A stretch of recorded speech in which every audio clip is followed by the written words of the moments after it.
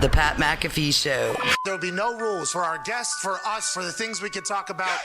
Speaking his mind. I've never had a problem expressing my opinions or my thoughts or anything like that. While being relatable. I haven't had that manufactured fake-ass celebrity that a lot of people have whenever they go on those big networks. I've had a chance to really build my crew, build my following, build my audience. And ridiculous. What am I supposed to do? So I'm supposed to look at something that I can definitely afford and say, nah. Is that what I'm supposed to do?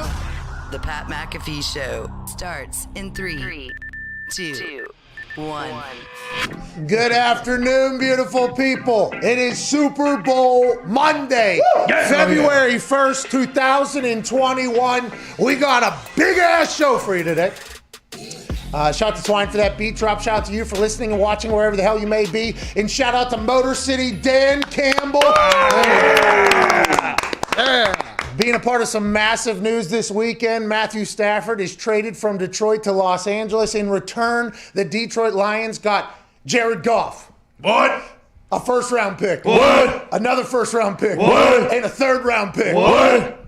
What does that say about Jared Goff? A lot of people are asking. The Detroit Lions and Motor City Dan Campbell are saying he's going to be our starter. Jared Goff has come out and said, it's just nice to be somewhere where they appreciate you. The Rams, whose head coach was down in Cabo, made a trade for a player who was also in Cabo in thoughts that nobody thought could be pulled off. A big-ass contract gets sent out of Los Angeles. A couple first-round picks go as well. Sean McVay took some criticism on the trade because they said they gave up too much. There was people on the internet saying Detroit fleeced Los Angeles in this thing. Yeah. The Los Angeles Rams came out and said, it's not about winning the trade, okay? It's about winning the Super Bowl. Yeah. And that is what they believe they did whenever they brought in an absolute stallion of a quarterback. And Right now, you got people who are saying that Matthew Stafford is being overhyped. There's people that are saying that Matthew Stafford in no way deserves everything that got sent back. And I can understand those people. But if you're a team that runs with, hey, we're going to win for it now, we don't know if a first-round pick is going to work out. There's a lot that haven't. Christian Ponder was a first-round draft pick. Whoa. Yeah, that just hit your brain, and you were like, fuck, forgot about that. Yeah. So did I. There's a lot of first-rounders that don't pan out, especially where the Los Angeles Rams are thinking about drafting, which would be in the late first round. Now, granted, there's gems all over. I mean, 199 is the greatest of all time. 222 won a player of a decade at a position. I mean, there is a lot of different things, but the Rams are like, we don't give a damn about these picks. These college kids might suck. You know what we know doesn't suck? Matthew Stafford. You know what we know do suck? Jared Goff. Get him out. We paid him. Let's bring in Matthew Stafford. Let Motor City Dan and the boys up there in Detroit who are trying to build a brand new team from the ground up had Jared Goff as their leader now. Whenever you bring in those young guys with all those draft picks, and maybe the Lions will be able to win a couple games in the NFC North, which seem to have Aaron Rodgers in it for a long time. Because once you see Matthew Stafford gets traded to L.A., congrats to Matthew, by the way. Congrats, Matt. Congrats, Matt. I wanted to see him as an Indianapolis Colt bad because I get a chance to watch Matthew Stafford play football every single week. I don't think everybody else does. If you just watch Red Zone, you might see him because he's in there throwing a lot of touchdowns, but you don't get to see the entire game. Matthew Stafford is an absolute stud. The guy can throw the ball 97 yards, it feels like, on his back. He doesn't cause any problems, doesn't talk, never says a thing, has a broken back, goes out on the field. There's a clip that's going around now of him getting sacked, probably breaking his collarbone, and then going to the sideline, and you can hear him actually grimacing, and then going back out, throwing a touchdown, and then coming back to the sideline, and somebody just going, "What, good job!" Son of a bitch. He's just a gritty guy who's incredibly talented. I'm excited for the world to see him. Now, there is a lot of pressure that is going to be on Matthew Stafford because people are going to say, well, there's no excuse anymore. You know, because Matthew Stafford was getting into that department where you're going to have the conversation that you have to have like Phillip Rivers whenever you talk about Hall of Fame. You see stats galore. You see an incredible player who maybe was just in an organization that was built to suck. You know, they got all these curses. You got the Barry Sanders curse. You got the Calvin Johnson curse. You got the fact that it's Detroit as a curse. The fans don't deserve it. Matthew Stafford doesn't either. He goes to L.A. and wins a couple here. All of a sudden, the conversation narrative about his entire NFL career is completely different. Now, my big question was, how come he didn't end up with the Colts? You know? We are looking for a goddamn quarterback. And then Albert Brewer comes out and says, listen, there were other teams involved. The Indianapolis Colts were involved. The Panthers were involved. The Washington football team was involved. There was 49ers were involved. So I sent a text to Chris Ballard. Okay. Because I know what the internet's been saying. Sure. Because Albert Breer reported that everybody basically was willing to offer their first-round pick, but the Colts were not going to give up their 21st overall pick, but they did have a package together. So I started thinking to myself, well, Chris Ballard must have a goddamn plan. Are we not trying to get this guy? So I sent Chris Ballard a text. I say, hey, for my show, this is how I led off the text. Because this is... You know, I feel like Chris Ballard is a very nice guy. I feel like he enjoys us as people. He gives us a lot of stuff. But anytime I text people who have information that is a little bit rippling, I want to let them know immediately, hey, whatever you tell me here, I do not have a filter. This motherfucker's coming out. Okay, you put it in there. So I texted him this morning, and I said, hey, were we really in the conversation for Stafford? What's the plan? What the fuck are we doing now? Nice. Okay, and I didn't add in there, but I think he's probably seen it a couple times.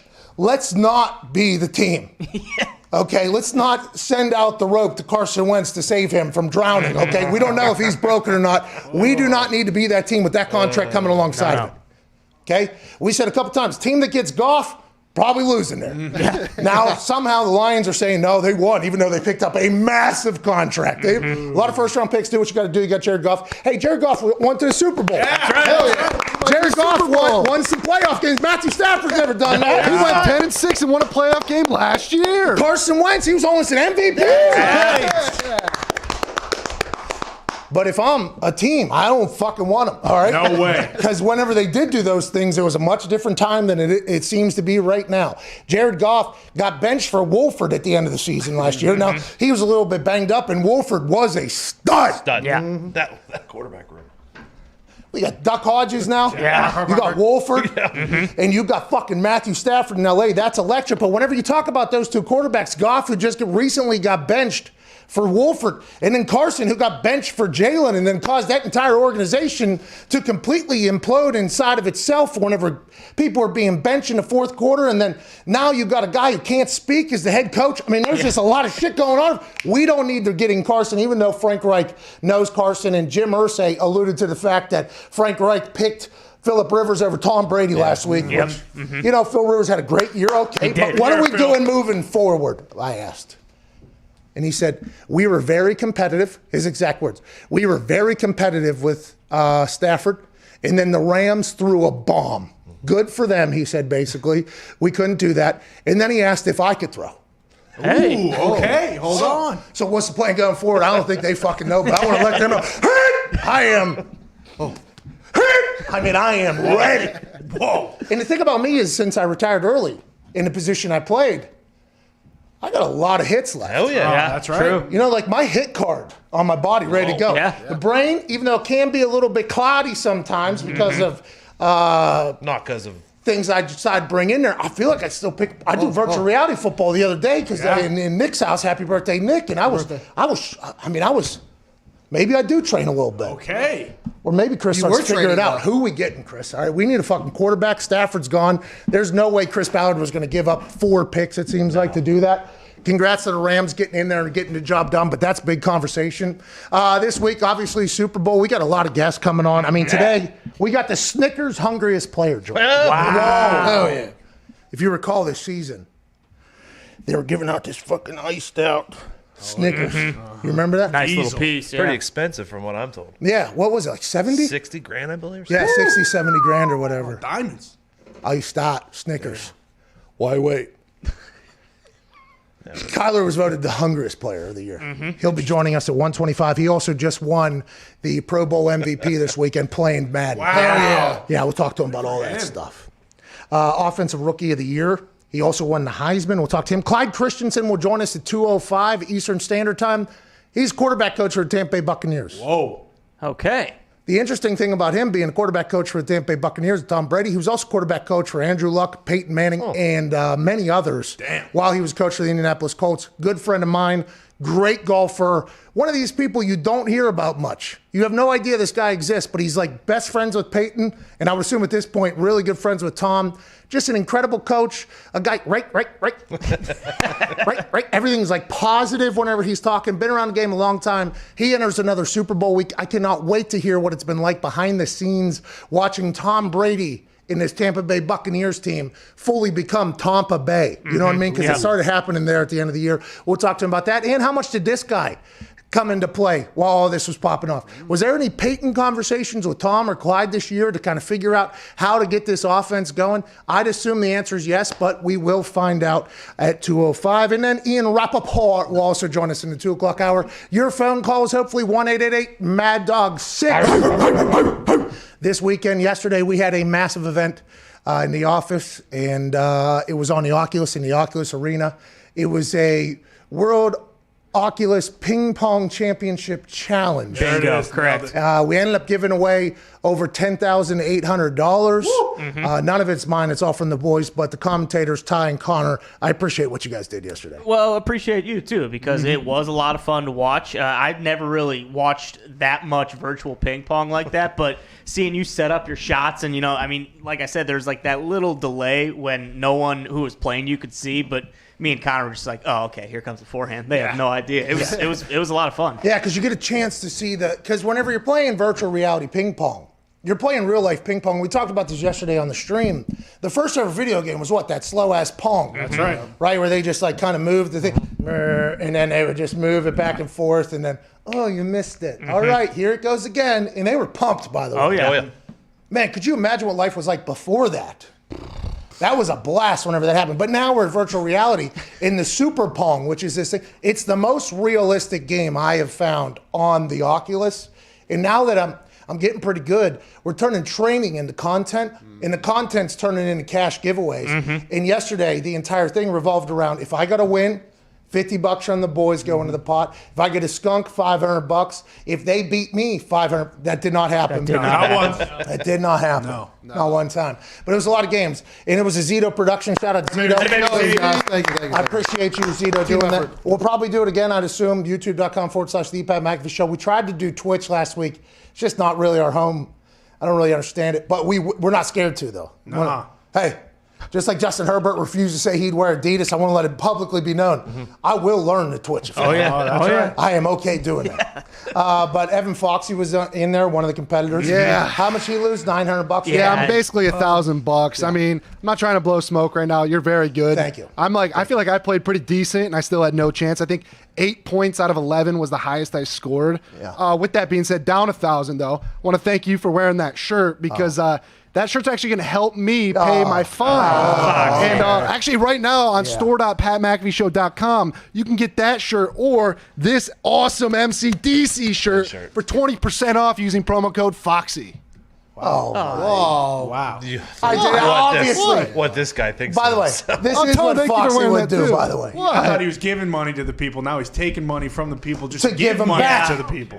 Just to give him the money No, back. you get a cool T-shirt with it. We like to call that a Ponzi scheme, Pat. Super villain. He is just shuffling cash right now, robbing Peter to pay Peter. Disgustingly. Unbelievable, this guy. Guy's making money to pay off debts by selling false hope. Yeah, that's what Detroit. God. Whoa. That's kind of Detroit's. That's Detroit. That's kind of just Hey, we're fleeced getting the 3 boy first-round genius. picks. We're getting 3 first-round picks. That's a lot of hope.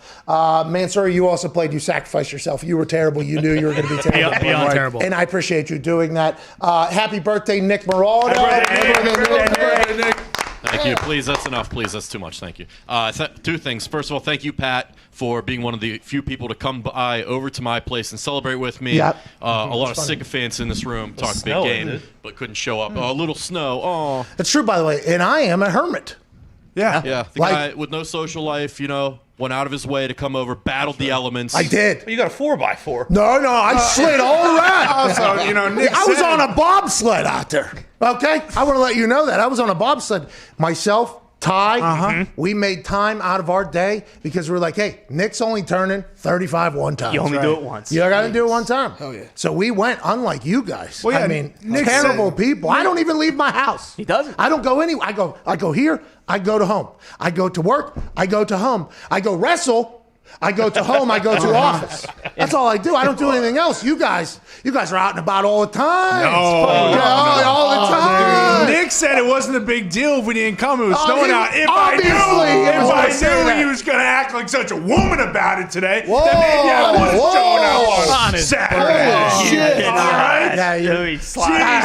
that is disgusting. Hold on. God. Please, if we could, Please, if we could hold do on, without Nick. the Please, sexism. thank you. That is what I'm talking about. the sexism. Excuse me. Ty is scared that your sexism will just radiate into his brain potentially. He is getting out of the frame as quick as possible. What a terrible person you are. Not only for what you just said, that is just kind of compounded it Yeah, all, but whatever. also refusing to go to a guy's birthday party whenever he's out there, slicing balls at Topgolf. That was on a That's Friday. unbelievable. If it was snowing on Friday, I wouldn't have gone to Topgolf. Bad guy. Risk my life out here. By the way, your lady posted your worst shot you had That in was the the evening? best shot I had by So I far. think disappeared out of It the was on the left side. It went right and it came back. That was like a 55-pointer, I'm pretty sure. I'm Hey, sure. Pat, riddle me this. You've been here for a long time. Yeah. How in the world do people that live here Yeah. not know how to drive when there's any snow on the ground? Now that is, by the way, Gumpy and I were very on the valid highway, point. Pat.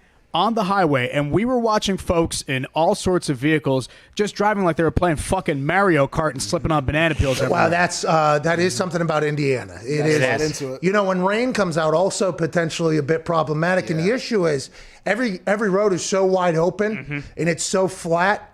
They don't have anything to kind of fear. So turns in the road, big problem. A little bit of rain comes, snow comes. Shut it down. Yeah. Because, every other city that I've ever lived in, you got a lot of shit. Okay. You got mountains coming in there. You got maybe tiny little road construction happening all day, every day. Out here, roads are relatively wide open. Yeah. Speed limit's pretty big, but if there's a turn, there's going to be a problem because you don't know what's on the other side. And if it snows, that might as well be the white devil coming down there. Right. You know what I mean? There's a chance they're going to die out there. In those people's defense, the roads were pretty terrible. I almost crashed. I live 2 blocks away from Nick, and I almost crashed on my way home. So I want to let you know I sacrificed my wife and I's body and soul to celebrate. Wow. We appreciate Mansouri and Gumpy obviously making the effort, and pretty despicable everybody else that was out and about.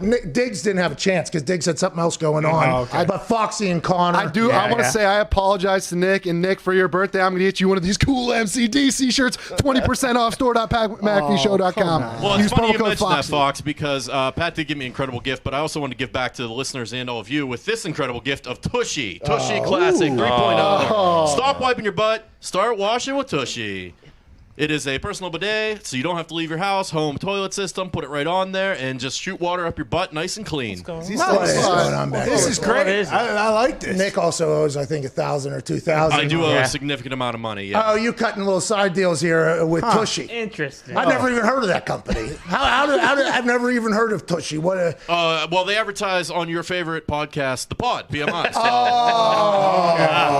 I like that y'all motherfuckers, by the way, as soon as you guys lose, you're like, all right, how do we have to scheme this money to give away to the commenters? Which, by the way, entrepreneurial mindset, Smart. I really respect it. That's business, baby. Now, I hope no shirts sell. And now I like the shirt, but only the ones that, you have a promo code now all of a sudden? Yeah, promo code Foxy. Okay, so if you buy the shirts without those promo codes, by the way, you will get out of Foxy potentially finagling his way out of that. That's a good point. Also, buy them full price. Well, I'm just saying, if you're going to buy them, I mean, maybe think about what's being had. Yeah, stand for the principle. Maybe at least. promo code GOFF would have been better, Fox. Yeah, seriously. Got him, dude. All right, Super Bowl Monday. Let's get back on track. I appreciate your little side deals. You two worked back there. I really do. That's rather hilarious. Don't forget all the good Super Bowl prop bets at FanDuel this week. Oh, Gump. Is nothing sacred. Gump also owes a lot of money for what happened. I mean, barely. Not much at all. Oh, okay. Played well. He was a good player. Quick player. Happy for Lazito. Please, what is your poll for today? Let's get to a break, then we'll answer some calls. I'm just on the other side. disgusted right now, by Why? the way. What's going All on? the things going on back there. Yeah, well, Zito tried to put this thing together, and we wanted to put this together as a giveaway for the viewers and for the listeners and everything like that. That's what the purpose of the Oculus Olympics was. Okay? Not only sharpen the axe and potentially, prepare for the real Oculus Olympics someday that need to happen or whatever. And by the way, this is all free ads to Oculus. They fucking, they owe me, I think, at this point. Yeah. But they've given me enough, by the way, with this entire thing. And the boys lose, and what do? Instead of saying, you know what? This is going to feel good. Yeah. Instead, we got tushy deals popping off. I don't know.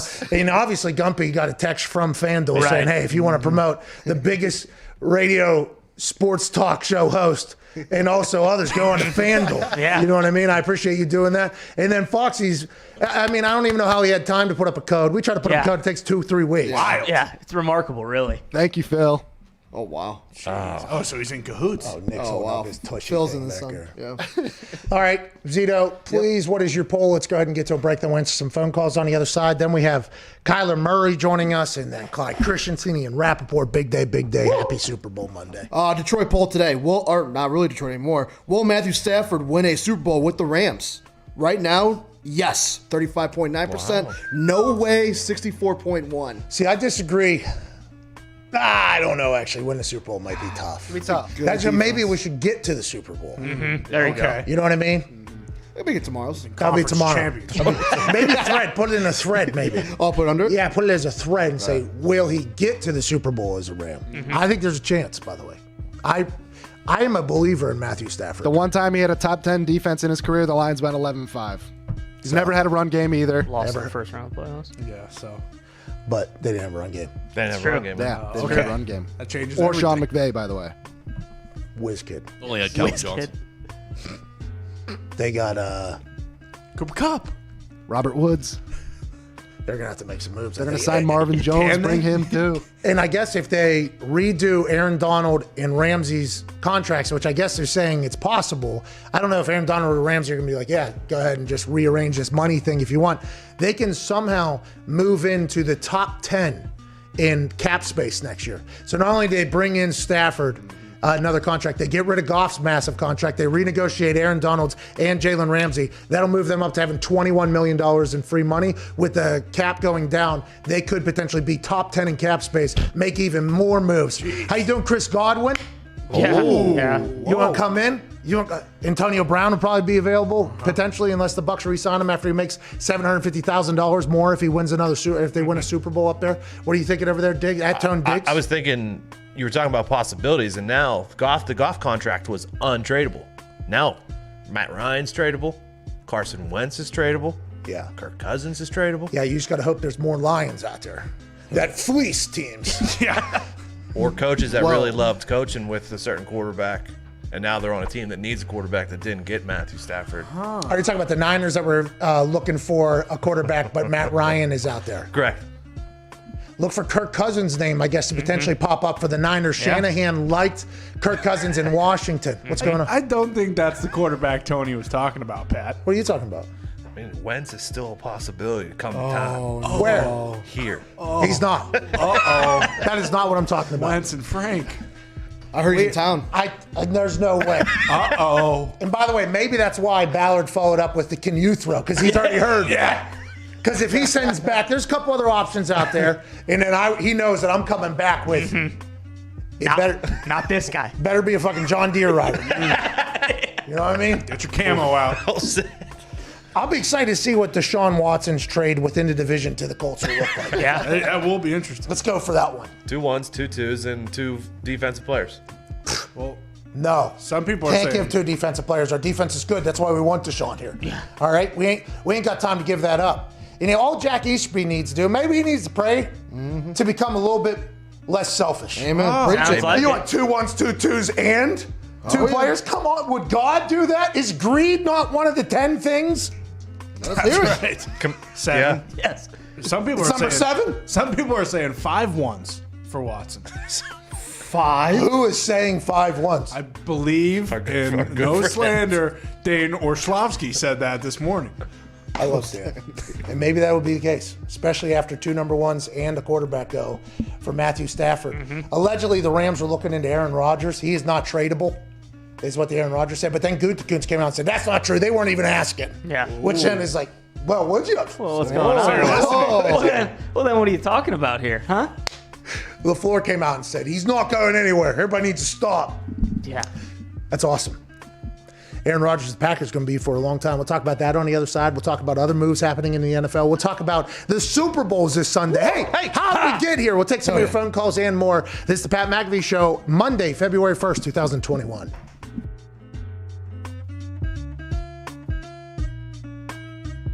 He's saying don't go off the top, it's too shallow.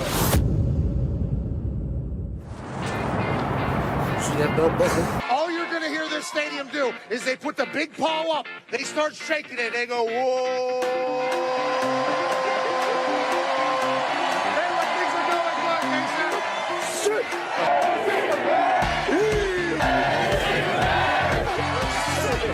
Yeah, he loves the defensive side of the ball. He said yesterday to me that this is a blue-collar team. They win it on special teams. They have 5 block kicks this season. The defensive side of the ball, Lynch leads the Big 12 in sacks. But also on the offensive side, Denzel Mims is an absolute animal. He is a weapon. Charlie Brewer, the quarterback from Lake Travis. His dad was a quarterback in Texas. Yeah. His grandpa was a quarterback in Texas. And the people here in Waco just so happen to get a chance to see Charlie Brewer on a daily basis. Okay. Hey.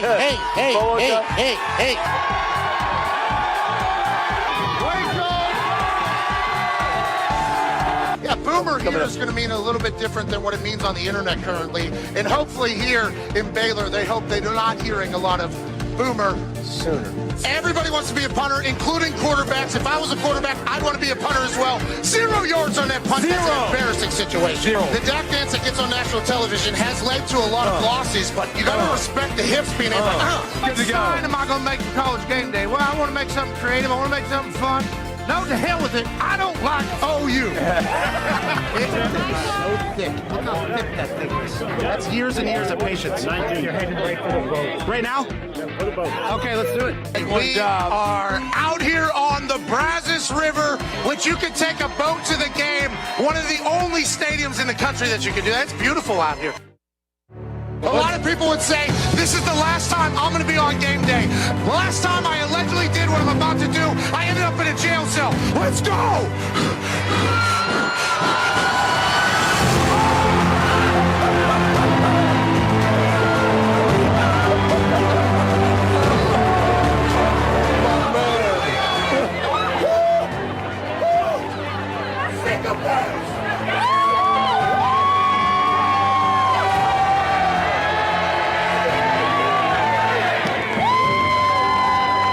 Bad decision.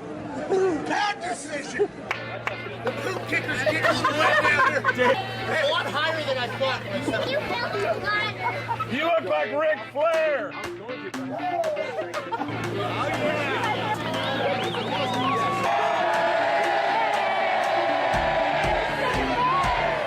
That was a sellout, by the way. That was beautiful. Do we have any other shirts? Yeah, hold on. You need to go get changed before you get sick. Great work, Russia. I'm actually not that cold. Hey, I went for it. My chest hurts.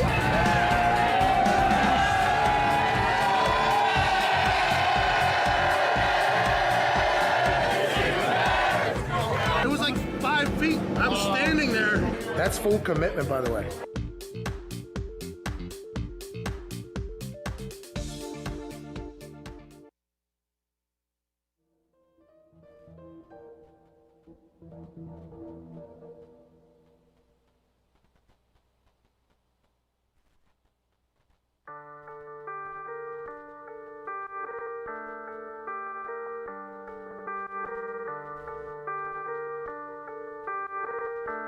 I ain't finna tell you how I got away with this shit.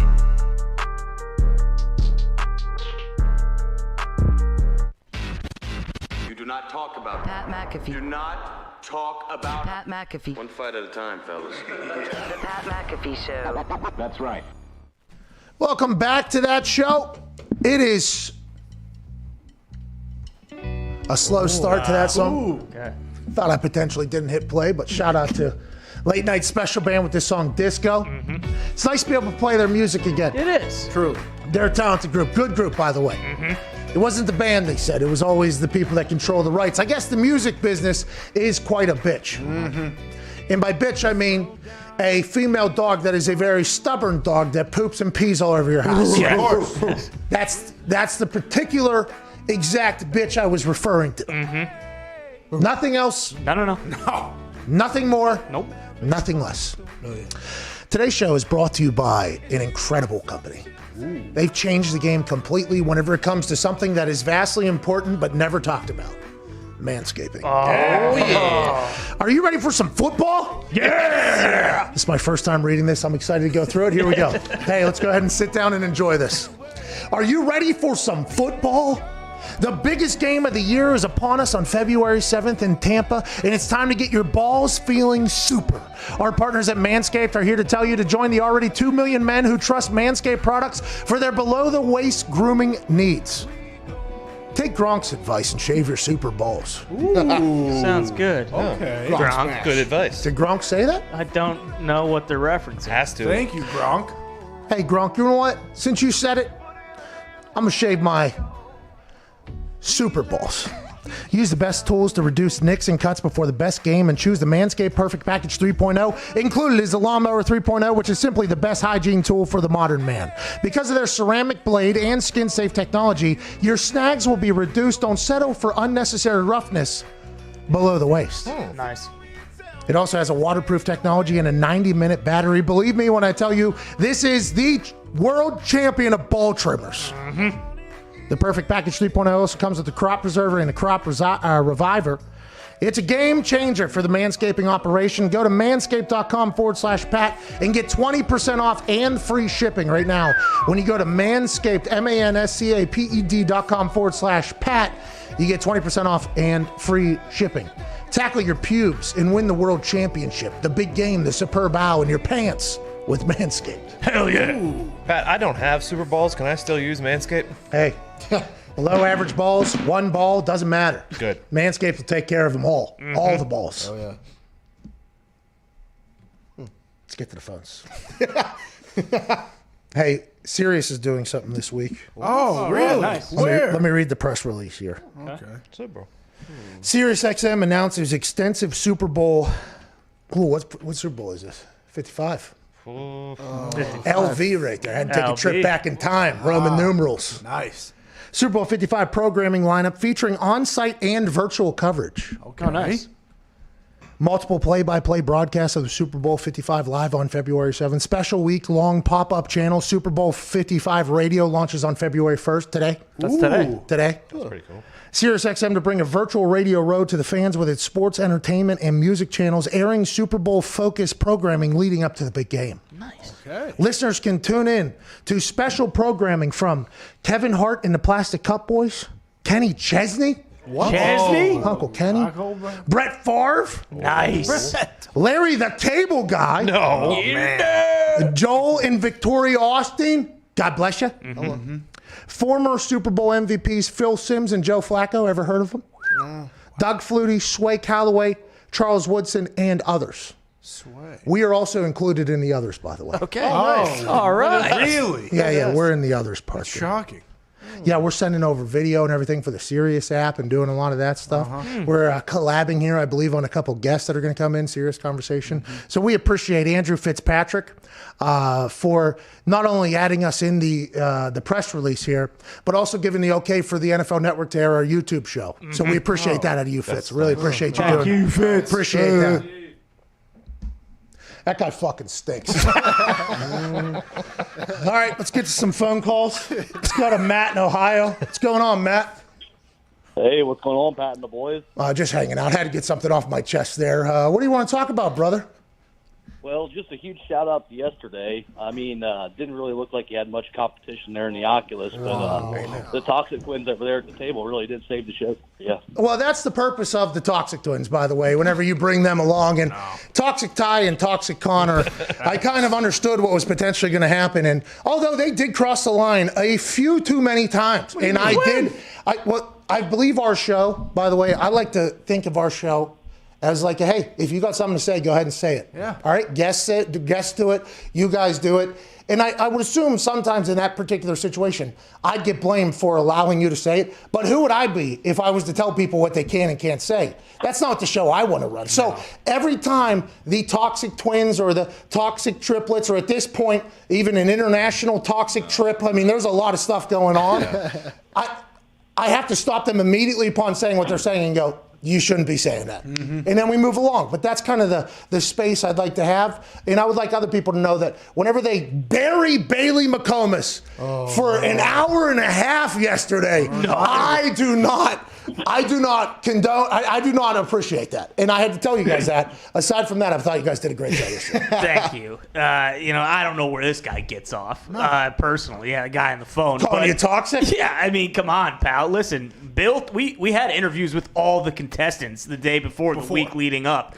Bill decided to share a couple things that maybe he shouldn't have, and they ended up getting onto the airwaves. What do you want us to do? An hour and a half worth of stuff. Bill gives you the best interview, and you repay him by saying, the guy only got virtual reality Oculus so he can do baloney bopping, I believe is what you call it. He's had the Oculus for quite some time, Pat. You have to understand, he has been playing sports for that long in there. I'm serving, okay? I'm playing against somebody, and all you hear is Toxic Ty back there. All Bailey's been doing is using this Oculus to baloney bop. I mean, how is that? Well, he told me that verbatim. So I'm just, I had to wear gloves to use his Oculus. All right. Bingo. Okay. Bingo. Okay. All right. See, that's the problem. Also, back to Matt saying it wasn't very entertaining. Hey, Matt, are you not grateful that we gave away over $10,000? Are you not grateful that I have to give away $1,000? Are you not grateful that these shirts are 20% off at store.patmcafeeshow.com using promo code Foxy? I mean, come on, Matt. Here comes Is he the white not knight. grateful for soccer parlay insurance at FanDuel Sports? That's what I'm talking about. God. Actually, that does sound interesting. By the way, we are raking in soccer betting with Gumpy. Free money.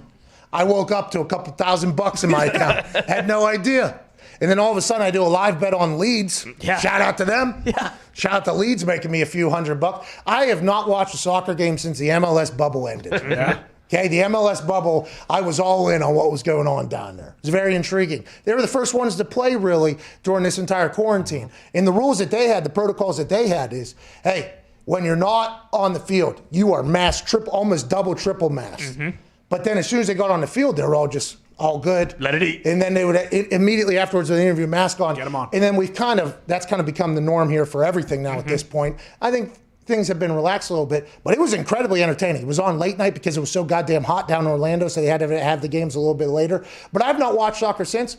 I have won thousands and thousands of dollars betting on soccer in countries I've never been or ever plan on going because Gumpy is the greatest soccer bettor maybe in the entire world. I would assume he is in the entire world. You literally just listen to Hammer Don on Fridays, I believe, is normally the big day. And you listen to that podcast, it comes out of here, and Gumpy will just tell you exactly what to bet. He goes 6-2, 7-1, 8-0. He had one bad day, he won 3-5 or whatever, but we're just talking about making money hand over fist. And I parlayed a couple of them this past weekend. Big payday. Gumpy, we really do appreciate you. Now, you're going to try to jam in another FanDuel ad, I think, right here. It does sound like I saw you sitting there kind of like in the batter's box. But I want to let you know, we have no idea how you do it, but we appreciate you. I appreciate you guys. I mean, there's nothing I enjoy more than watching people win money off these picks, Pat. No, the people do win a lot of money.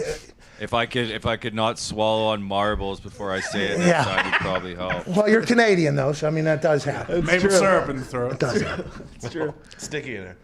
Whoa. A little toxic there. Whoa. So now you're going after an entire country, town, and then also an entire city. When I said in the first half of the show to Nick, perhaps that was a little toxic. Perhaps. But there, I was just saying, Canada likes maple syrup. Maybe Gumpy needs to wash his mouth out with Tushy. Happy birthday. For 10% Happy off. birthday. All right. Don't go to Tushy.com. Okay. That is a much different site. HelloTushy.com. Oh, I've been there. /the pod. See, why is everybody such a scumbag in here? That's a problem. It's a good site. Super Bowl week. Here we go. Oh my God. That's Tushy.com, baby. Oh my God. That hurts so bad. Yeah, that was a good one. Jeez. So you guys could hear that. Think about what it was going through my ears, like the MK Ultra up there. Your The Ted brainwaves right Kaczynski. now are scrambled. Oh my I switched to the Lord. other side halfway through the show. I just gotta take those off, That was a battle. But not like the battle that I have whenever I go to the bathroom and then I have to use Tushy to clean it all up. Ain't that right, Nick? HelloTushy.com /the pod for 10% off. Let's go to Chuck in Chicago. What's going on, Chuck? Big Chuck. Yo, what's going on, boys? How you guys doing? Hey, just hanging out, brother. How are you? I just lost the hearing in both my ears. I can barely hear you, but what do you want to talk about? Oh, man, I just want to make a plea to the Chicago Bears organization. For God fucking sakes, get us a quarterback. Hell yeah. Need a quarterback up there. Need a quarterback. That does help. Were the Bears in a conversation for Stafford? It was reported that they were. Yes. There's no way they were going to go within the division. That's why, it'd be nice to get Deshaun Watson in Indy, but that's going to be a tough sell. I'd assume you're going to have to go big. But the Bears were allegedly in the quarterback conversation. I guess that they're not sold on Mitchell or Nicholas. Surprising. Yeah, It's weird. weird. It's weird. What's that all They about? played so well. I don't know. Well, we're trusting Nick so far. Mitch is out the door. But yeah, Mitch a free agent? Yeah. Patriot next year, probably. Yeah, if we're lucky. Good fit. Well, I've been told that there are a lot of quarterbacks in the NFL who say anywhere but New England. Mm-hmm. Oh, because of Matt Patricia. I think that was probably one of the reasons. That is definitely part of the reason. Yeah, why was everybody saying that Matthew Stafford was directly taking a shot at Matt Patricia? I get it that it was potentially a direct shot at Matt Patricia, but I believe it was anywhere, but I'm not going up there. Like, listen, I've heard about what it's like to play there. Yeah. I understand that at this point, I've already been through enough. All right, I'd like to go play football and have a good time. Is it the Tom Brady shadow? No, it's just you've heard it's miserable football up there. Yeah. I mean, I'm sure Amendola probably talked to him while he was with Detroit about his time in New England. Okay, and speaking of, Amendola this morning was on First Things First, which is a Fox Sports 1 show that's on every single morning. Nick Wright, Brandon Marshall, I believe, was on this morning. We watch it every morning. good show. Enjoy the show. We watch basically everybody in the morning to see, what's going on, what's popping off in the world. First things first, we watch every morning. Danny Amendola was on this morning. Hey, Danny Amendola, friend of the show. Yeah. I don't know if he meant to or not, but if you were to just take what he said here, you're about to hear, and just print them on a piece of paper, you're like, oh, those are some big shots. Yeah, massive. Kind of sounds like it as well as he's going there. Go ahead and air this or Do run you this think thing. it's going to be harder for Belichick to get them to buy in when Tom's not there and they haven't all experienced the deep playoff runs? Well, first things first, and when you see Patriot Way in the dictionary, it's going to have Tom Brady's name next to it. None of those coaches threw any passes. None of those coaches caught any passes. None of those coaches made any tackles. They got guys in the right position because they watch a lot of film and they spend all their time at the facility. But Tom Brady is the Patriot Way, and that's the reason why Tom Brady's in the Super Bowl right now, and the Patriots aren't. Yeah, so that's what my thoughts are. I was up there, won some Super Bowls up there. I'm gonna let you know, like, the Patriot Way is really cool. Yeah. We agree. Attention to detail and everything like that. And the coaches watch a lot of film, but ain't none of that shit happen if Tom Brady isn't there, being the best teammate in the history of anything, taking pay cuts, taking notes in every single meeting, practicing as hard as he absolutely can, not caring that he's already the GOAT of a sport and he's getting chewed out by Bill Belichick in front of anybody. That's just like great football player, great teammate, allowing that shit to happen so that it's for the betterment of the entire team. I believe Danny Amendola was saying that was much more the Patriot Way than anything else that was happening. And as somebody that's never been in the Patriot organization, I got to take him for his fucking word. Yeah. Because that last sentence there where he said, that's why Tom's in the Super Bowl and the Patriots aren't, is, I guess, the way to look at it. But this particular quote, if Bill Belichick at the age of 95 now builds an entire team and they go back, then this quote will be looked back upon and be like, you remember when? Yeah. But I'm intrigued from hearing that. It sounds like Patriots potentially dead forever. Yeah, well, Tom Brady's in the Super Bowl because this is the best team he's had probably since the 2007 Patriots. But the Patriot Way isn't a thing in the New England organization. Like, that is something that's been built. And yeah, Tom Brady is the face of that. Best player, taking pay cuts for the betterment of the team. So absolutely he's the face of the Patriot Way. But that's also not a thing in New England. It's just what people kind of have projected onto the organization itself. Whoa. Okay, well, what you just said makes no sense, and I award you 0 points. Belichick has been asked, what do you think about the Patriot Way? And he's like, look, I don't even know what that means. Like, that's not a thing in this building. But the Patriot Way is what's being referred to as why you guys were the dynasty for 20 years, because it was the commitment to excellence. It was the situational football, the diligence and everything like that. That was the Patriot Way. I understand that they don't call it like French toast in France. Okay, I understand that that's the entire thing. But the reason why the dynasty was talked about for being so successful is because of the Patriot Way. Danny Amendola, who was a part of the Patriot Way, goes out and hears the way people talk in Detroit. I think he was also in Miami. Yeah. They talk about how we want to start doing things the Patriot Way or whatever. We want to start figuring it out. And Danny's like, hey, I hate to fucking break it to you, boys. It's really nothing other than the fact that you got to have a quarterback that demands you to work your ass off and demands you to take pay cuts because he's doing it. That's the thing. What you saying, like, we don't even believe it exists, so it's not even a thing. It's like, well, it is. It's been the reason why people have said you guys have had success. But that we don't believe it exists because Bill is doing all that stuff that you just said, the diligence, the hard work, and all that. Absolutely, catching no balls though. He is catching running no extra rods. Unfortunately, you can't give a full back dive to Bill Belichick. If we could, I would. It'd probably go for 6 every single time. I think Bill would be a great fullback in that offensive system. Absolutely. Might need him to suit up, actually.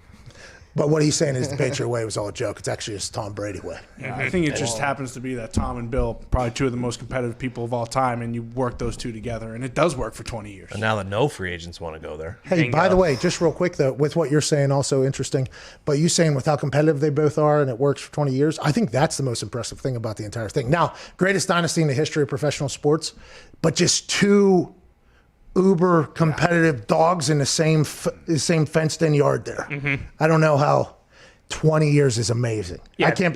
You think back to some other quarterback coach relationships. I mean, at some point they're gonna turn. You know. Absolutely. What's going on? I just was told to look at my phone. Is there breaking news? Just said, Tom Brady said in his video media day presser that he definitely will consider playing beyond the age of 45. He's got $50 million coming here in this year and next year. He said, I'm okay to restructure if we want to run this 3-4 more years if we want to do it. TB12 thing is working. By the way, TB12.com right now to see why I'll be able to play when I'm 46, 47 years old. Why wouldn't he at this point? It seems like he also hasn't really gotten hit that much this year. Their line is pretty good. Like, he might be able to play till he's 50. Yeah. His arm still looks incredible. By the way, Aaron's got to be seeing that. And he's just like, all right, I feel like I take care of my body pretty well. I'm still squatting under the rack. I'm not sure Tom's doing that. Tom has the pliability thing he goes for. But Aaron's probably seeing this and going, man, I could probably play till I'm probably 45 if I want to at this point. That's 8 more years, right? Yeah. He's 37? Yeah. Mm-hmm. He can go another 8 years, by the way. At least. And if you think about Matthew Stafford, who's always in good shape, he's 33. Mm-hmm. He could be able to go for another, 7 years? What's long term whenever everybody talks about we need a young player? It's like at that position, it feels like if you're one of the guys, you can be able to go for however long you want. Well, and I think of how different it could be moving. Like if Rodgers would have got sacked, but he was sacked less this year than he has been like in his entire career. Doing that late in his career like that, I think it does just extend it for 4 to 5 years. By the way, is he one of the best? How old is he right now? 44? Tommy? 43. 43 years old. 44 in August. Happy birthday. Happy birthday, Tom. We missed one last year and a couple before that. Mm-hmm. So happy birthday, man. I was going to say, is he one of the best social media 40-year-olds? Oh, for sure. You know? Like, I think... How old is Gary Vee? He doesn't. Oh, true. Gary Vee. How old is he? I'm going to say 42. Yeah, but I'm talking like a top 10. You know what I mean? Like a top 10. It's going to be hard just because we don't know a lot of people's ages, to be honest. So I have no idea what a lot is. But his social media game also elite. Crushes. Okay, I'm not 100% sure if Tom, I think he does. He has to know that he's going to make exponentially more money potentially whenever he retires because of how big his social media footprint is at the current moment. He's greatest of all time, embrace social media, has people who still hate him. I mean, that's a pretty good guy to be like, this is our guy. Is he trying to break the record for oldest play-to-play quarterback? 48 years old right now. Who is it? George Blanda. He had a little bit of a stroke there midway through George and Blanda there. Almost had a little bit of a head shake moment there. Had a look, yeah. I would assume the TB12, life thing. It's the ultimate ad. If he was to go till he was 49, that would be like, hey, you want to know how I did it? Here you go. Yeah. This is how I did it. And George was an old 48 because they put up the side by side of Tom Brady at 43 and Blanda at 43 playing in the playoffs or whatever. Much different. Blanda probably took some hits, huh? Yeah, he was ripping cigs on the sideline. Awesome. He was smoking, playing till he's 48. Oh yeah. Where's a Blanda jersey at? Need one. How old would Blanda be now? Is Blanda still alive? No. Yeah.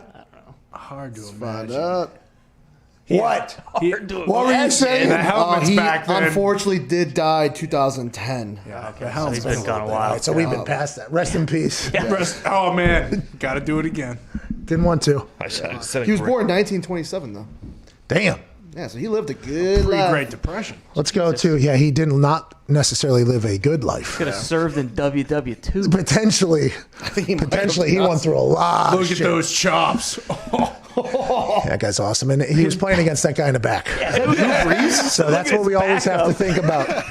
We always have to think about whenever we judge these older players. That's Mike Glennon's grandfather. I was gonna say. Sky Cam Sr. looking alongside.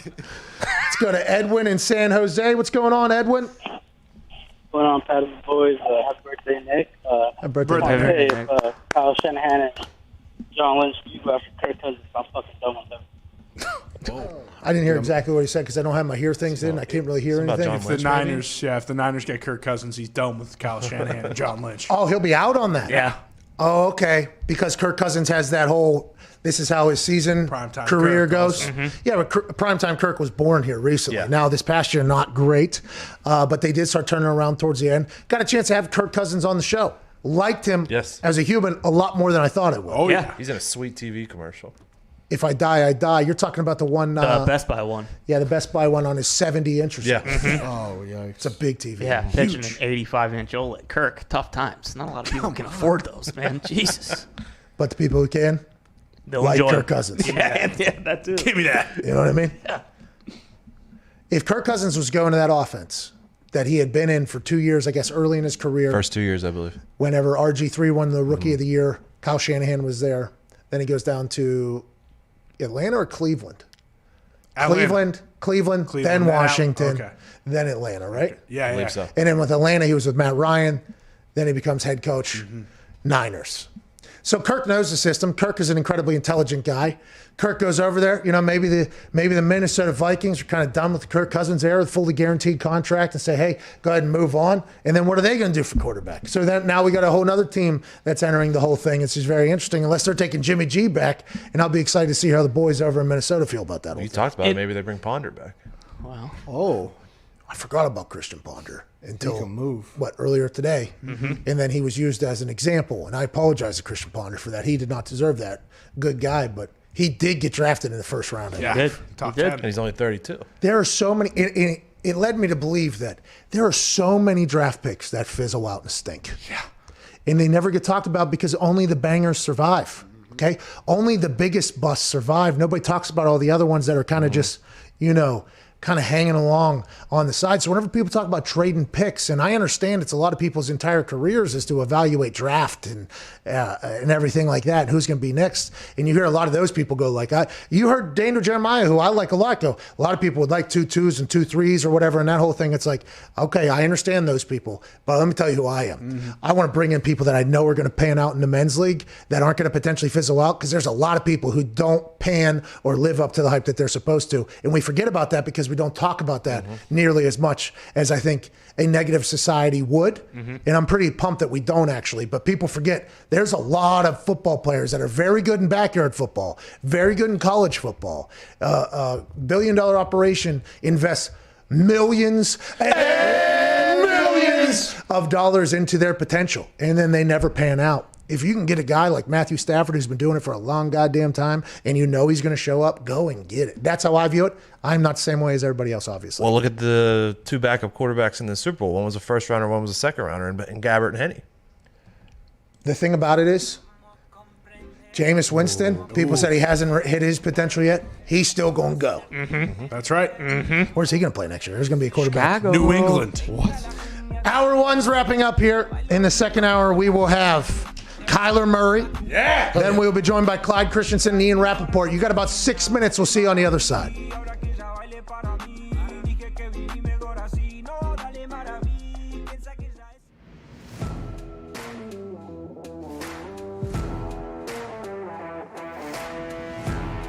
Oh, wow. He's getting the crowd into it. He got some oh, boy. Oh, with the balance. With the balance. Oh. Silver platter for Pat. I don't know. Oh, man. Oh, he's all over the table. He really is done for. Oh, there he is. Oh, there we have it. Oh, wow. And there it is. There's too much semen in Bill's controller, so the buttons are sticking together. He is in jeopardy of owning. Oh, Skunk is still alive. Skunk is still alive, but Let's go. 11-4 final. Yeah, people talk about how skinny his legs are at the time. I don't think people talk about how skinny his arms are as well. those things are paper thin. He had eclipsed the $10,000. Thank you, AJ. Thank you, AJ. Good boy, AJ Hawk. Very.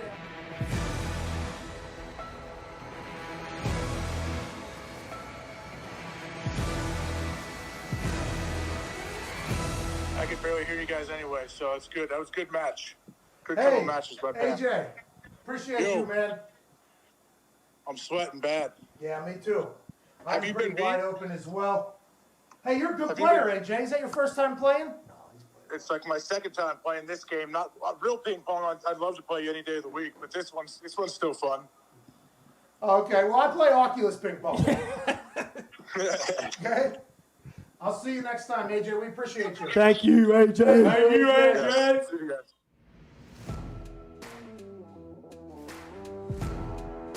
I love Hawaii, man. Every time I go there. Now, granted, you make a Pro Bowl, you think you're going to Hawaii. Instead, we went to the desert in Arizona.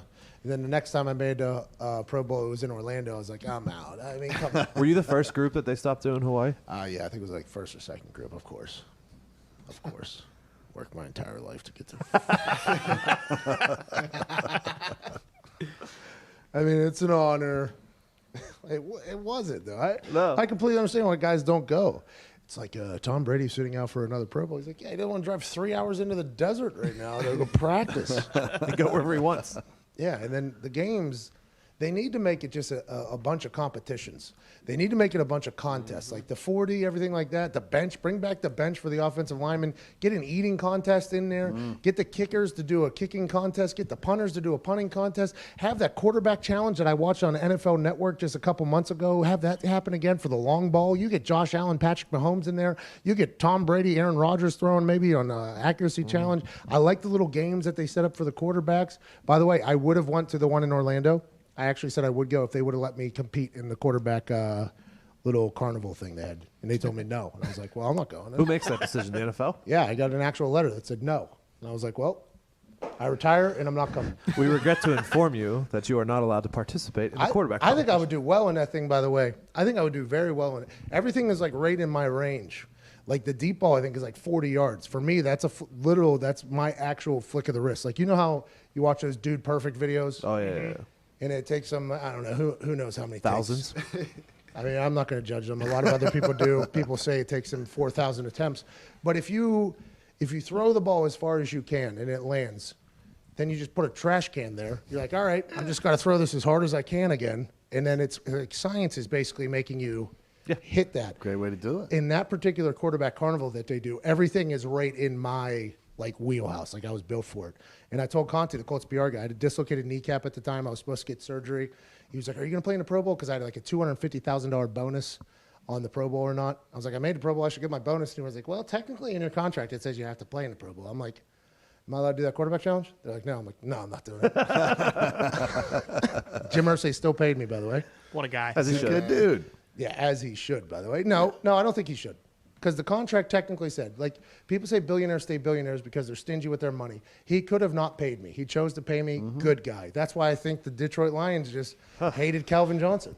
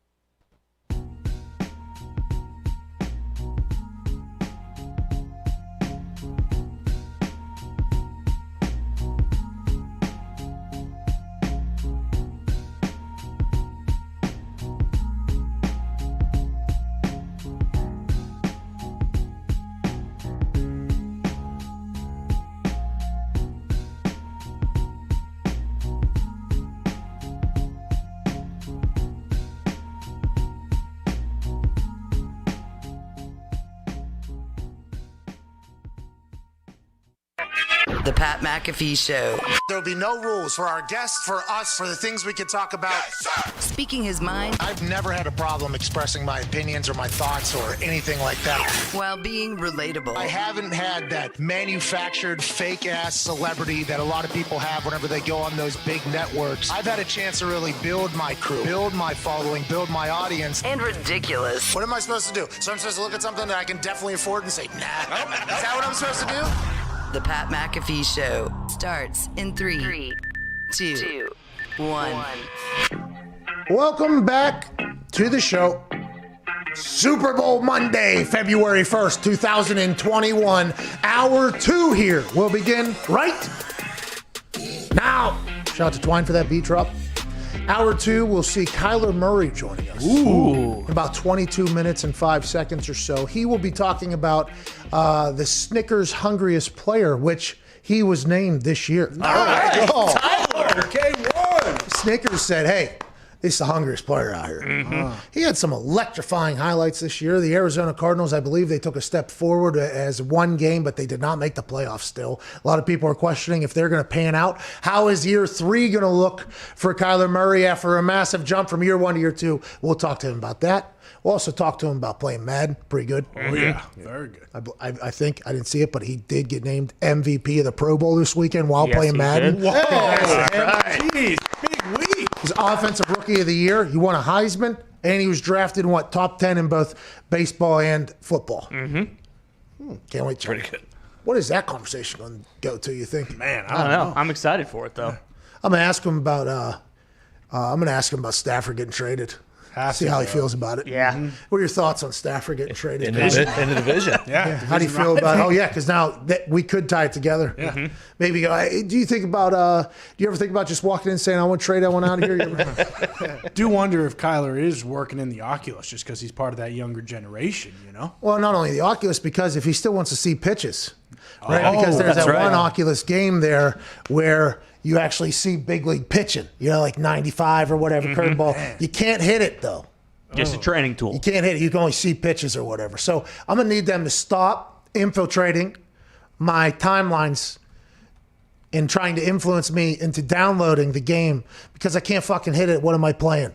But I do believe they are going to make that something relatively soon. Yeah. And I want to let you guys know whenever you do that in that, I can't wait to get in there. Absolutely. I feel like that's an easy connection to make. Because you're holding it. I mean, it's the guys are actually like holding bats and they're just seeing pitches, but you can't swing. I feel like that's a pretty easy mechanic to add. Yeah, and when they add that, I'll want it. But I don't think anybody other than baseball players are going to download that. Probably not. Home run derbies are fun. Yeah, but that's what he's saying though. When you can Can't have hit. the home run derby, You can only see. You could see the home run derby. You could be in the building of the home run derby. You can see the pitch of the home run derby. I do not believe you can actually hit it though. I wonder if Kyler's in there looking at pitches though. probably just You know what I stay mean? sharp. Stay Man, sharp. I missed this. And what went into that had to be a rather difficult decision. And now that we're 2 years into this, we have had success. We're Snickers' hungriest player. What are the thoughts here? Are you ever going to potentially try to do both? Maybe will you be able to? Will you attempt baseball? That is a conversation I think that would be very fascinating as a former professional baseball player and former NFLer myself. Maybe also quarterback in the division, Russ Wilson brings them to the Yankees camp. Yeah. Oh, wow. Well, his rights are still with the A's, so that won't happen. But So if he's in the division, oh yeah, because he would have to go with the A's. right.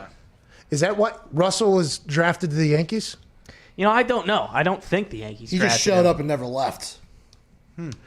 So did he get drafted to the Yankees? Is that why he does it? I don't think so. Because like if was it is meant for just for pinch show, hitters. let's say he was drafted somewhere else and they had his rights, but then he reached out to that team and was like, hey, this is just like Yankees, we're kind of doing some PR stuff. Like this is just going to be, I have a friend over there. I'm not going to actually play. Would they have to allow him to do that? I would assume yes.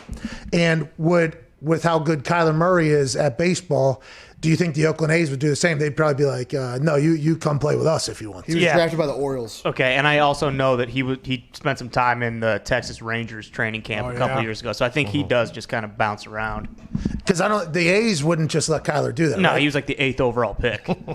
Which in baseball there's 77 rounds. Yeah, 50, I think. So like he Pretty good. The janitor you saw playing wiffle ball with his mop late at night hitting cans, he's potentially been drafted in baseball. Yeah. Right? That's how long. Yeah, 50 rounds. There's a lot of motherfuckers. And there's like compensatory rounds and stuff like that. There are a shit. I mean, because the minor leagues are so big, there's a shitload of guys that get drafted every year. And by the way, I'm not saying they're not talented, but I'm just saying a lot of people get drafted. 8th overall pick, though, matters, right? Like that's like a legit draft. Big time. And that's where he was drafted to the A's, right? Yep.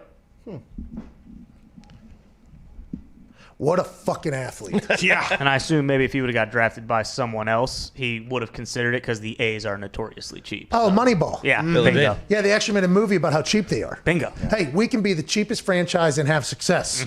Watch our movie. Everybody's like, we love the way you're doing business. Players watch that and go, okay, that place stinks. Yeah, pretty much. All right, that is not desirable spot. Oh, you're ripping everybody off.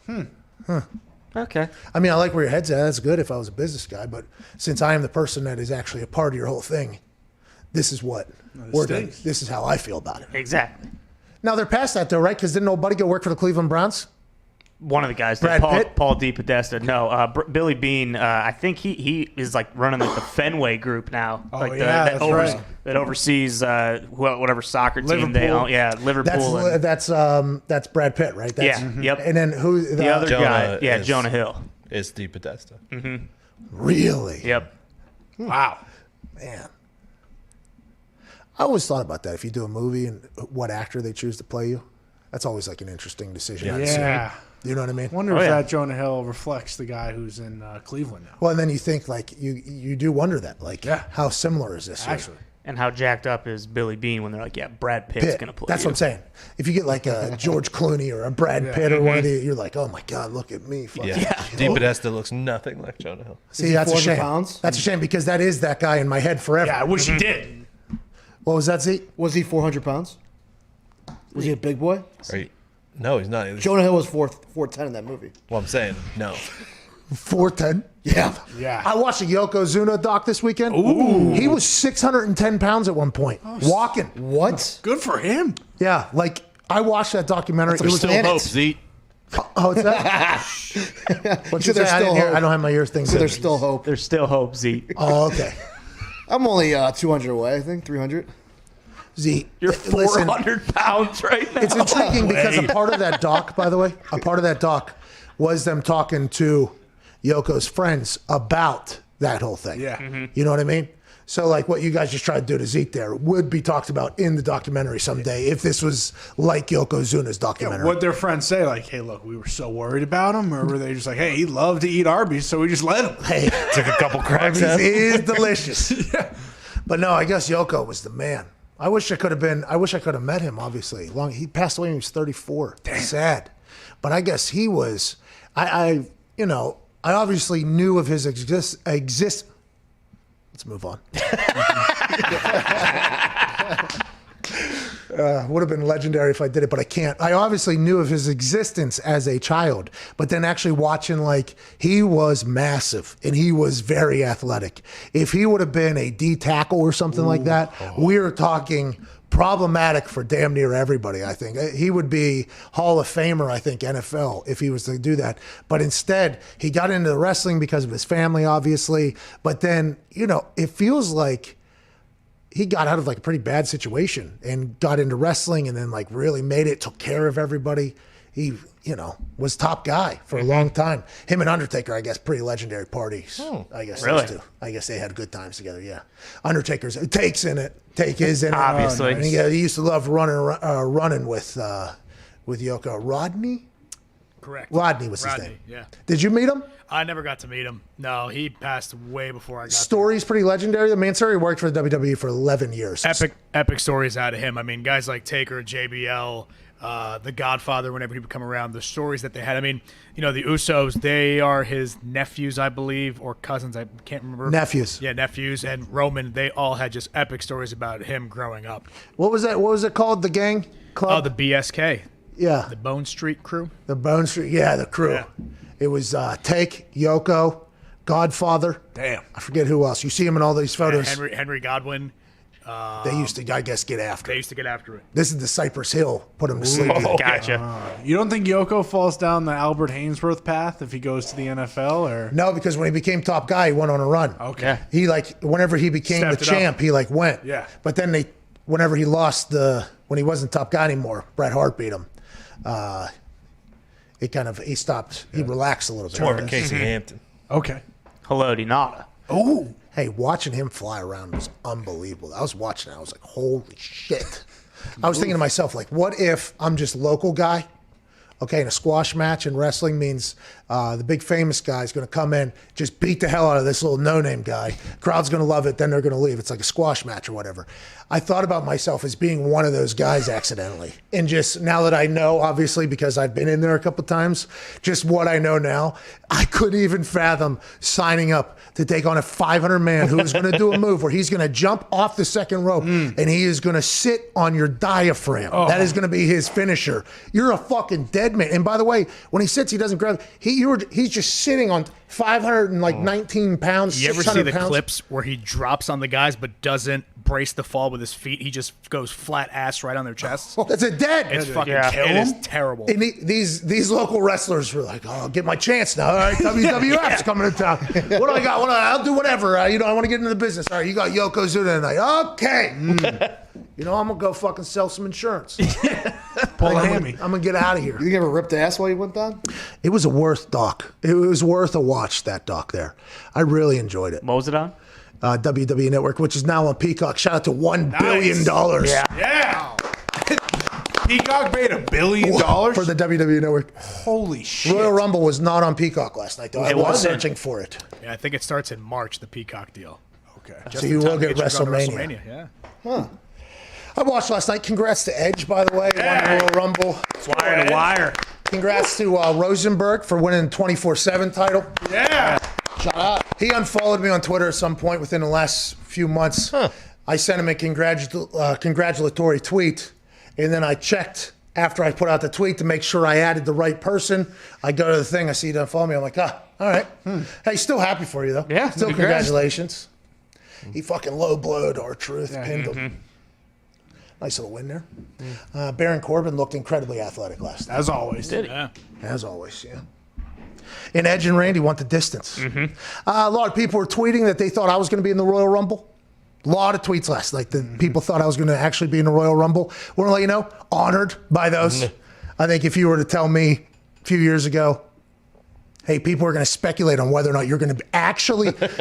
People actually were saying I was going to be in... I was being predicted from wrestling people as the winner of the Royal Rumble. Oh, yeah. That'd been awesome. It was awesome. I was reading these tweets people were saying, and I'm like, this is a huge, that's a big deal. Like, people were thinking I'm just going to go on fucking WrestleMania, headline, how you doing, keep it moving.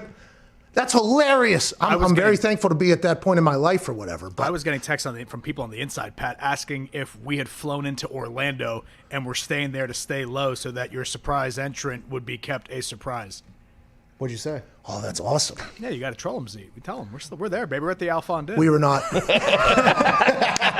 Alfond is nice. The Alfond is the way to go. Nice. That place is nice. They're very nice to us, too. I very much appreciate them. Yeah, but no, it did not happen. We were keeping it under wraps there for a long time, and then we just kept it under wraps right through the Royal Rumble.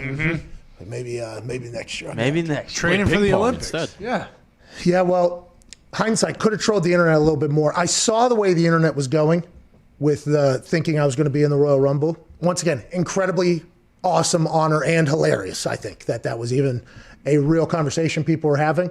Should have done a ping pong on Saturday. To stir the pot that I was potentially traveling, just to go ahead and just do one of these, watch the internet go. Because since I was very visibly in my house during the day, in this COVID world, probably wouldn't have worked there. So that's on me. The Oculus Arena could go anywhere.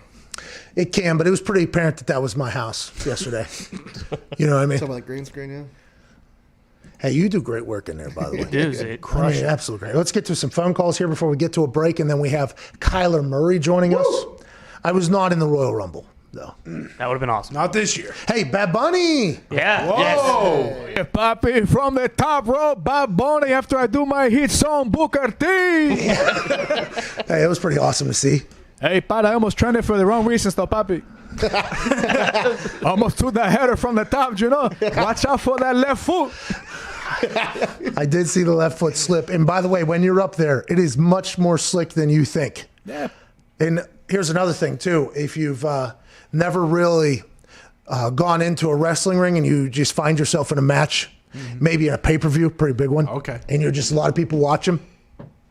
Whenever you grab that son bitch by the hair and you punch him right in the jaw, what you don't realize is he might have a product in his hair. Okay? And that product might be very similar to like conditioner, which if you've ever had in your hand, very slick. Yeah. And by the way, and once you hit him with like numerous big rights, he's going to start blocking it. So now you're going to have to go with the left, which means, by the way, you're going to have to grab with the other hand to really keep it.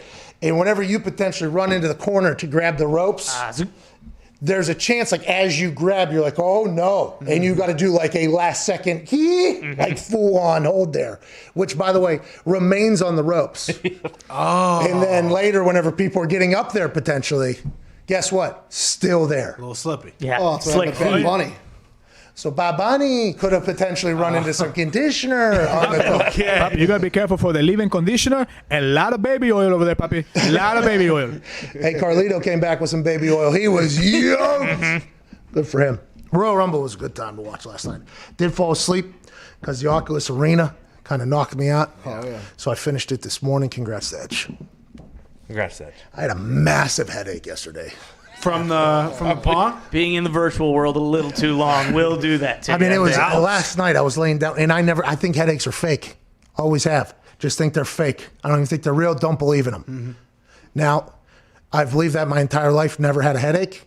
Here, as of late, as I get older here, I have started to get more and more headaches. Mm-hmm. I believe that is potentially why I stopped drinking, because of how bad headaches are and how bad I hate them or whatever. But my wife gets headaches, you know what I mean? The whole thing. And I'm always like, hey, here we go. Let's take some Advil. Let's keep it moving. Let's do this. Yesterday, I couldn't do a damn thing last night. My head was hurting so bad. I took Advil. I tried to take some CBD, MD in there. Was the back of your eyes or actual like brain? I don't know. It was just right here. Yeah. It was literally just like right here. Oh yeah. Get you some Excedrin. Yeah. That's what I need. I'm new to this headache life. Green tea. Is this what you guys do? Yeah. That is the pain you guys have all the time? I am not mentally tough enough for that. Drink more water. Yeah. Tension, I headache, drink a lot of relief water. is the trick. I don't think that's his issue. I drink a lot of water. What's that, Gumpy? Tension, headache, relief is the trick. Excedrin, my friend. Here we go. Everybody just kind of took a dump on Advil and Tylenol there. Well, they are for They're minor. ahead of the market. Yeah. Ibuprofen. as well. Excedrins. Ibuprofen works too. Get the job done. Yeah. I just want to let you know, I am all much more appreciative of the fight that you guys go through whenever you have headaches. That and Awareness. Thank you. Now that I know that these things heartburn and are, headaches is what you're getting introduced to. yeah, heartburn was just a month ago Yeah. or so. Mm-hmm. I'll just wait for God. I don't think he's. I don't think I'm gonna get gout. I hope not. I drink a lot of water, That's so I always thought that just protected me from everything. Yeah, That's true. It does. Not a headache luck. yesterday. I'll tell you what, I was fucking in trouble. Water is nature's Excedrin. Let's go to Jefferson in Maryland. What's going on, Jefferson? Hey, what's up? Hey, how you doing, Jefferson? What part of Maryland you? Yeah. I'm from Baltimore. Excuse me? I'm from Baltimore, Maryland. Oh, let's No. go. Love Baltimore. Jimmy's Seafood is doing great things after, potentially being a super spreader for the Baltimore Ravens this season, allegedly. They are now doing good things for the community. We love Baltimore. What do you want to talk about, brother? First of all, I would like to congratulate you from, your new office that you got. Thank you. Yeah. And, Got a church. Yeah. Got a church. We bought a It's an office, church. man. It's an office, man. It's a workplace. You can, make the show there and keep making people lives, especially for me. I go to digital school, and then I'm like, the Pat show is on, so I have to get out. Hell Sometimes yeah. I skip school, but that's another topic. Jefferson, I'm not sure I'm allowed to promote that, but I would like to say I appreciate your dedication to listening to the show. I really appreciate that. Yeah, and I was listening earlier, and I was picturing, I don't know, man. I was playing Madden the other day, and in the Legends roster, you're in the Colts, and you're a good thrower, man. I can see you as a quarterback playing for the Colts. Thank you. Hey, Wow. Jefferson, Hell I yeah. appreciate that call. Hell yeah, Jefferson. Obviously, Chris Ballard was joking when he said, "Can you still throw?" or whatever. I was can't, he? by the way. I'm not joking. It hurts, though. It does hurt. I'm going to need a couple to warm up now at this point. Okay. Getting a little bit older, but I can. I'll be excited to see what the Colts do now that Matthew Stafford is the Los Angeles Ram. We have to get to a break. On the other side, we have Kyler Murray joining us. Yeah. Snickers' hungriest player. Let's go. Okay. Okay. A man who was drafted top 10 in both sports, baseball and football. Damn. Freak athlete we're talking about. You got about 4 minutes. Go ahead and do whatever you got to do. And on the other side, we'll have an incredible conversation with Snickers' hungriest player of the 2020 NFL season, Kyler Murray. This is the Pat McAfee Show, February 1st, 2021. Rabbit, by the way. Rabbit. Cheers. We'll be on the other side. Motor City Dan Campbell, the head coach for Detroit Lions, might be the biggest football guy I have ever seen operate in public in my entire life. MC, DC. Dan Campbell's been a guy who's been on my rising head coaching candidates list for several years now. He said, "You're going to knock us down. We're going to get up, and on our way up, we're going to bite your kneecap off." If you're Dan Campbell's guy, like you will do anything for him. He seems to be that kind of person. If you're a Detroit Lions fan, I think you are fucking excited about the possibilities. And I mean, he's always on fire, always ready to go. No other team in the NFL is ready to bite off fucking patellas, dude. Hope he turns it around up there in Detroit, man. The best thing to happen to the NFL in a long, long time at this point. Program builder, a tone setter, a culture builder. And there's nothing better than this guy right now. He was always poised. He was always locked in. A gallon of coffee a day. Somebody who played for the Lions. He understands that market. He understands they haven't won since 1957. He knows all the different challenges. He knows what it's like to live there, to be a part of it. I love what Dan Campbell's doing. The greatest thing the Detroit Lions have ever done. Oh, man, they got a great one. Let's go! MCDC, dude. MCDC. Go get you a Super Bowl. Yeah. Oh, yeah.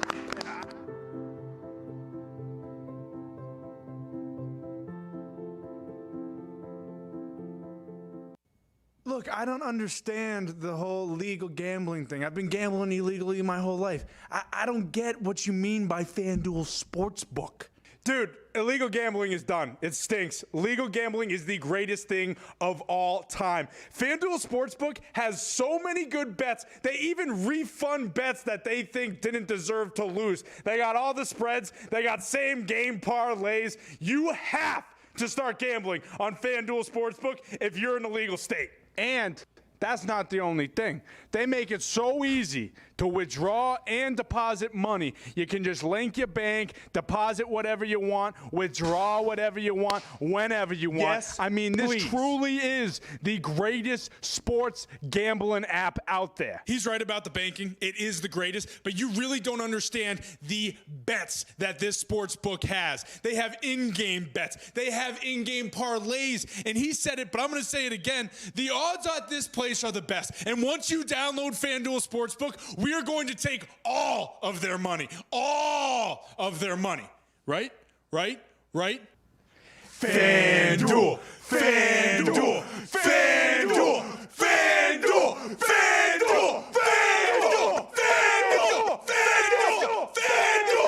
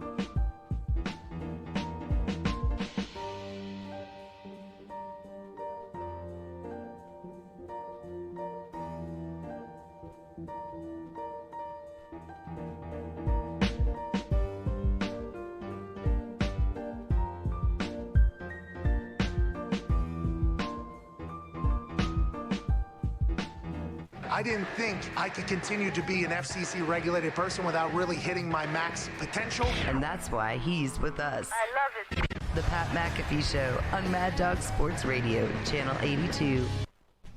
Welcome back to the show.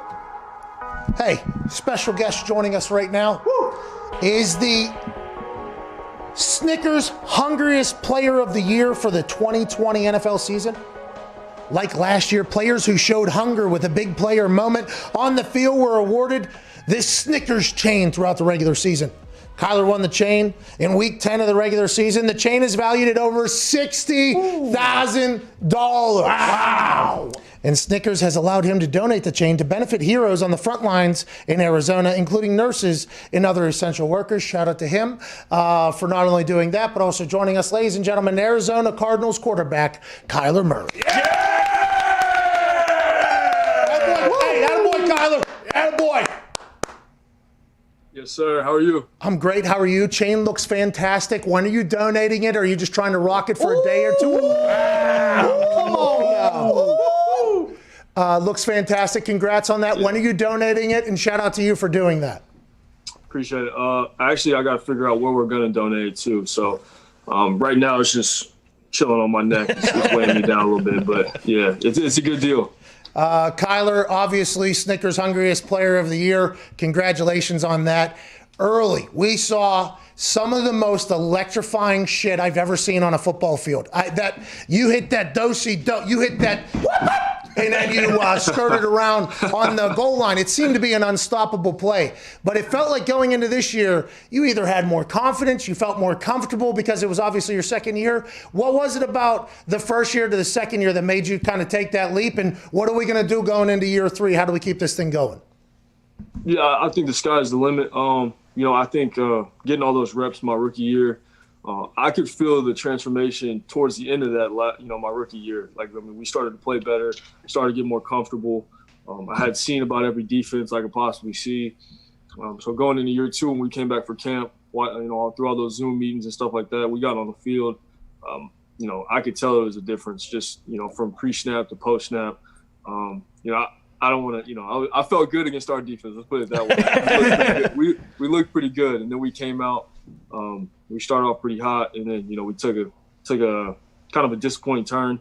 Ended up not making the playoffs, which is very disappointing. But I expect to be a lot better in year 3. Yeah, if you lose the Super Bowl, you don't make the playoffs, you have the same outcome in the season, okay? There's only one team that's actually thrilled. Now, granted, making the playoffs will be a whole different step for you guys. Yeah. What was it you think? Was it did you think teams were, what was it you think that made you guys struggle a little bit there? Because I want to let you know, you're not allowed to do this, but whenever I saw you do said play against Human, I have just a natural reaction to be like, okay, I'm going to fucking bet on that guy, all right? I'm going to go ahead. If that professional athlete can do that against other professional athletes, I got a lot of hope for them. Then I bet heavily on you guys, and we made some money together, okay? And then there was a couple times where we didn't. But it felt like we didn't know each week. What was it about week to week? It felt like that the team was either we were coming, we weren't. What was the whole thing, and how do you change that, you think? Man, I'm right there with you. There was this you just didn't know which team you were getting, and I think that comes down to us being inconsistent. And for me, I think it starts with the little things. I've said it before. Just like I know, organizations that win, they do everything right. They do everything the right way. The attention to detail, the small things. Like I've said, how you do anything is how you do everything. And I think we got to get to the point where we do everything the right way and we don't take any of that stuff for granted. And I think that'll, kind of change the narrative or the feel around the organization. Because the Cardinals, we really haven't won a lot as far as, the organization's been an organization. Well, yeah, they were in the position to draft you. So, I mean, that is, you know what I mean? That's kind of the give and take. But also, you guys are a young organization right now. I mean, Cliff Kingsbury was hanging out at USC for a month and a half, and then all of a sudden he's the head coach. And you're in your second year, and the franchise is going there. How has the relationship been with Cliff? What do people maybe not realize from outside the building, aside from seeing that he has the dopest drug lord house in the history of houses on draft night? What is it like with Cliff Kingsbury? And have you seen growth with you two, basically, not only as a player coach, but also in the NFL, your first time really going at it together? Yeah, he's got a beautiful house. I've never been there before you ask, just because everybody's been asking me if I've been there. Have I seen the living room? I haven't seen it. But yeah, no, I've definitely seen the growth. I think that first year we both had to get used to the league. And it's the highest level, man. It's the elite of the elite. Everybody's good. So it took a second, but I think year 2, man, we came out. Like I said, we made strides. We showed flashes, but now it's about putting it together each and every week to take that next step. Kyler, how big's your lead? Hey, I see you. How big is your lead on first if you see me step into the batter's box? This one right here, pal. I might just stand on the base. I mean, I don't know. I don't need to move. You look good. Oh, you say ball's going out. I apprate that. I'm more like Ichiro, though. I'm not going for homers. I'm just moving people on base. That's what I'm playing. Do you go ahead. Yeah, I said we might need to work on that stance, though. Ooh. Oh. All right, come on. All right, listen. All right, I've played professional baseball. Have you? No, I haven't. Hey, listen, I know the draft and everything, and my name slipped through all 50 rounds. All right, my name slipped. But I played in the Frontier League one night. Ty, tell him. Yeah, pretty damn good. 333 on base percentage. Now, it was a wild overthrow, and I had to slide in, but I got in there, pal. I got in there. 1,000 fielding percentage. You ever play? You ever play anymore? You ever do anything with baseball, or is that something where you've had to completely flip the switch so you can focus completely on football? Because you know this, obviously. I mean, there's not a lot of humans that have been able to accomplish anything that you've been able to do. Dion, I guess. Bo, there's a couple. Being the 8th overall pick, top 10 pick in both sports, baseball and football, is something not a lot of humans have been able to accomplish. For you to make the decision to do football, how tough was that? And did you have to completely turn off baseball to focus on football, or is there still like the potential thought process about it? To answer the last question, I think it's still there, because I've been doing it my whole life. It wasn't like, I have to turn this off to be a lead at football. I've been doing both my whole life. I think that it was definitely the hardest decision I've ever had to make, just because, like I said, giving the A's my commitment and giving them my word, telling them that I was going to come play if they, allowed me to play one more season of football, just because, I had been waiting. Obviously Bake was the quarterback, and then waiting my turn. I wasn't going to go play baseball if I didn't get my chance to, do my thing on the football field. And then once I got my chance, I knew what I was going to do in my last season at OU, did it, and then put myself in the position to, be number one pick, which made things harder, but that's, you can never have too many options.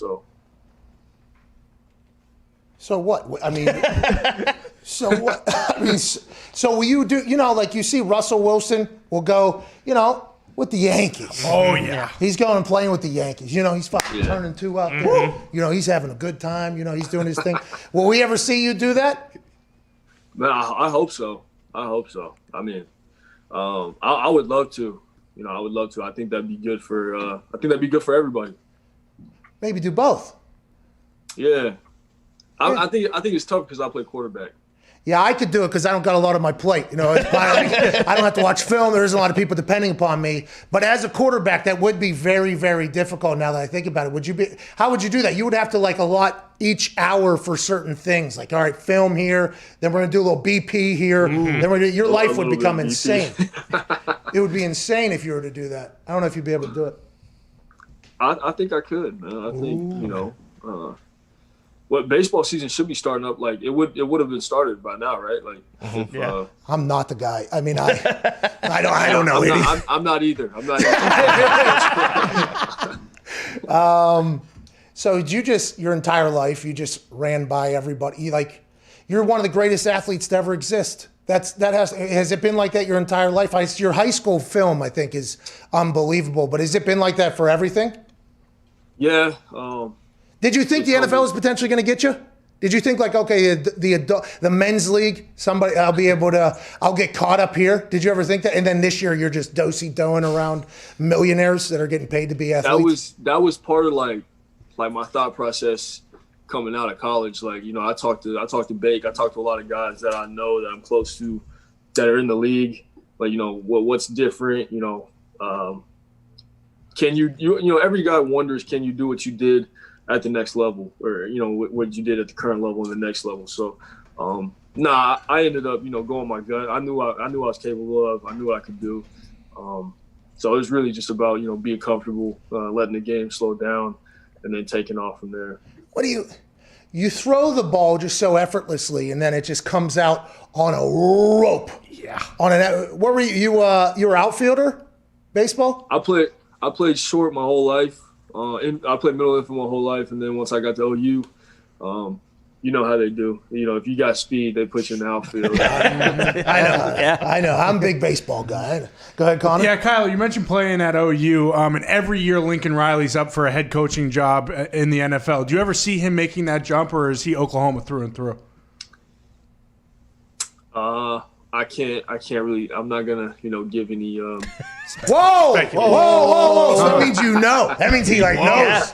Wait a minute. No, I'll play. I think he's got the best job in college football, damn near. So You know, he's like the king of Norman. So I don't see him going anywhere anytime soon. Well, we know you have to get out of here very soon. Let's talk about you winning the MVP for the Pro Bowl this year. Congratulations, dude. Yeah. We didn't watch.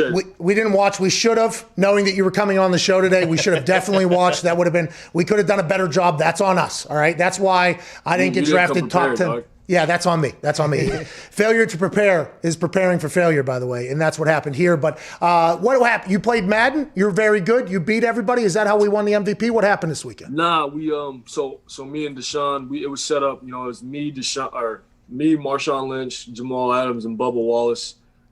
We played against Keyshawn Johnson, Deshaun Watson, Derrick Henry, and Snoop Dogg. They were the AFC, obviously. We were the NFC. Me and Deshaun played first quarter, and then it kind of switched off from there. You had your matchups for each quarter. But I think just the combination of the skill and the coaching ability, I think that's what propelled me to. Are you a gamer too? No, I'm on it. Yeah, I'm an avid. Like I tell people, like if I didn't play sports, like I think I would dead ass be a professional gamer. Oh yeah. What do you play? Call of Duty? You out there sniping people right in the head?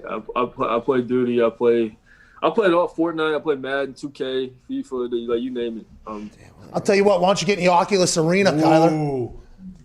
You talking about the goggles? Yeah, I'm talking about the Oculus Arena. Yeah. You play ping pong? I'd assume you're very good at ping pong. I'm pretty nice at ping pong. All right, you can afford your own. Get the Oculus.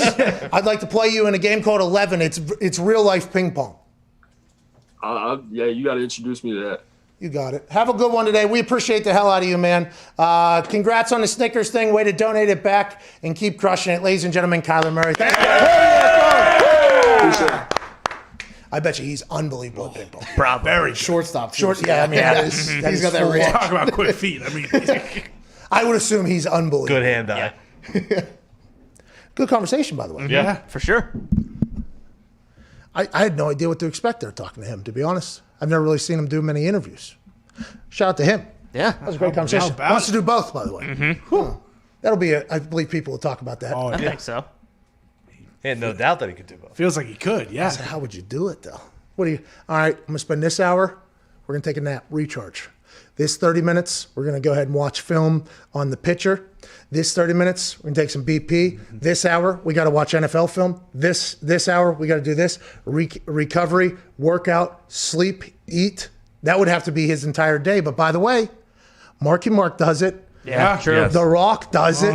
If you want to be up there at that top, that is kind of how your day is just slotted every single day. You are a machine. You are one of the greatest athletes of all time. If you want to do something that no other quarterback in the history of the league has been able to accomplish, it's going to be a tough go, but I think he could do it. He is so athletic. Yeah. It's unbelievable. From March to August, probably not too bad for him, but August, September, October, it's going to be a little difficult. Okay, if there's Zoom calls, though, if there's Zoom training camps, he can technically do football training camp via Zoom anywhere. Yeah.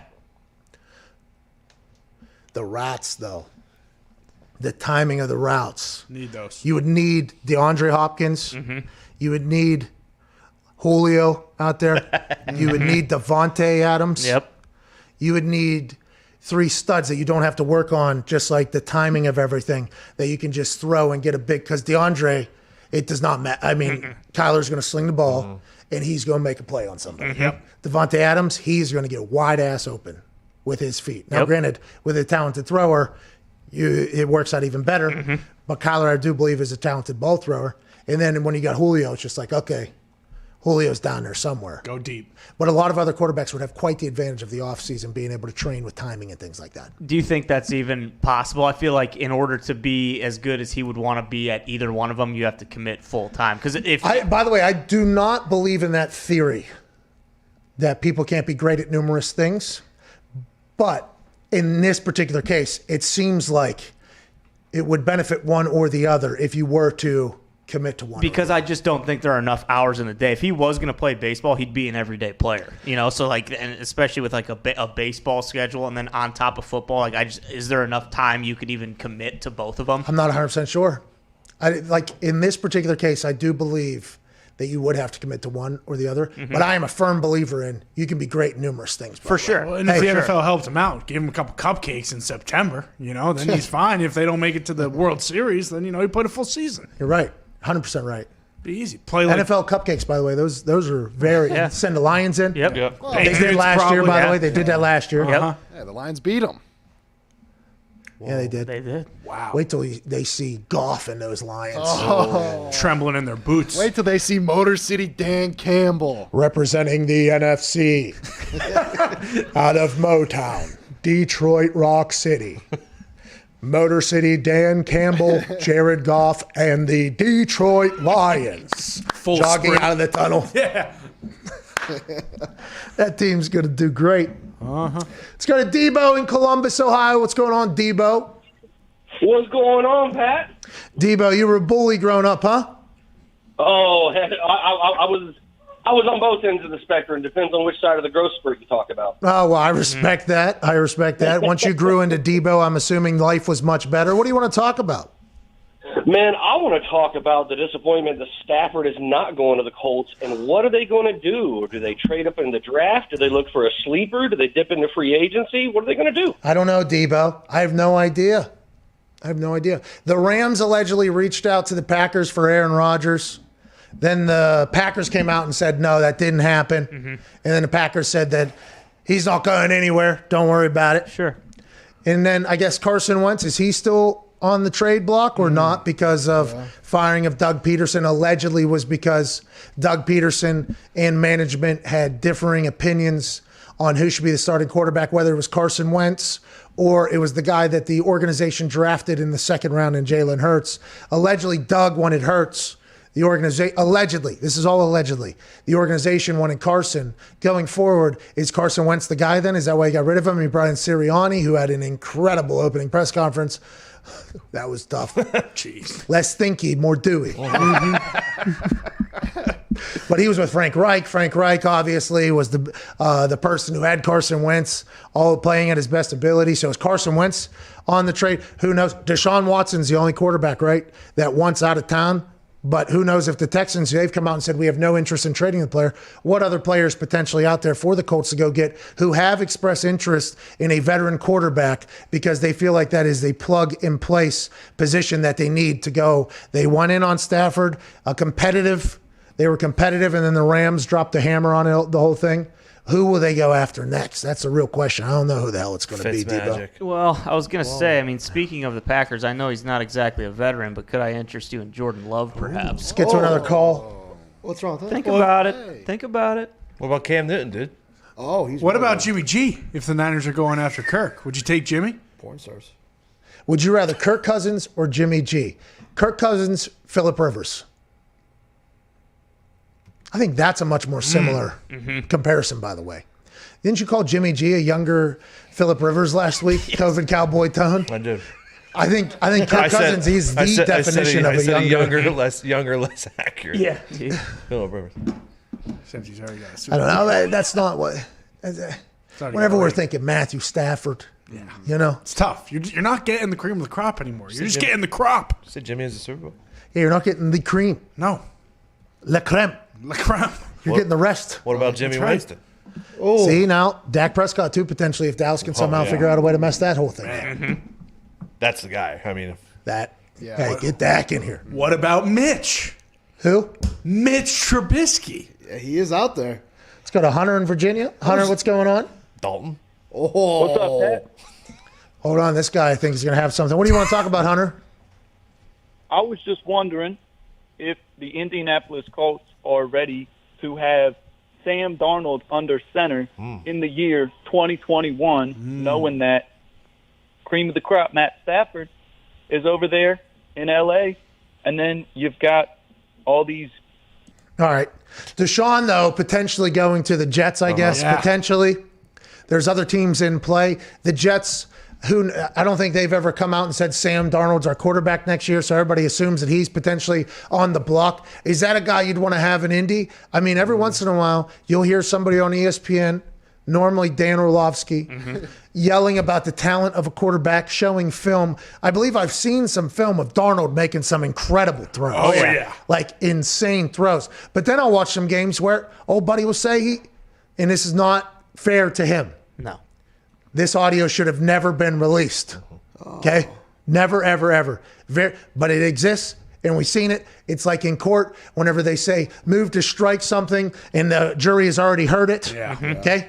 I'm seeing ghosts. All right? Jeez. Seeing It's ghosts. tough. I see dead people.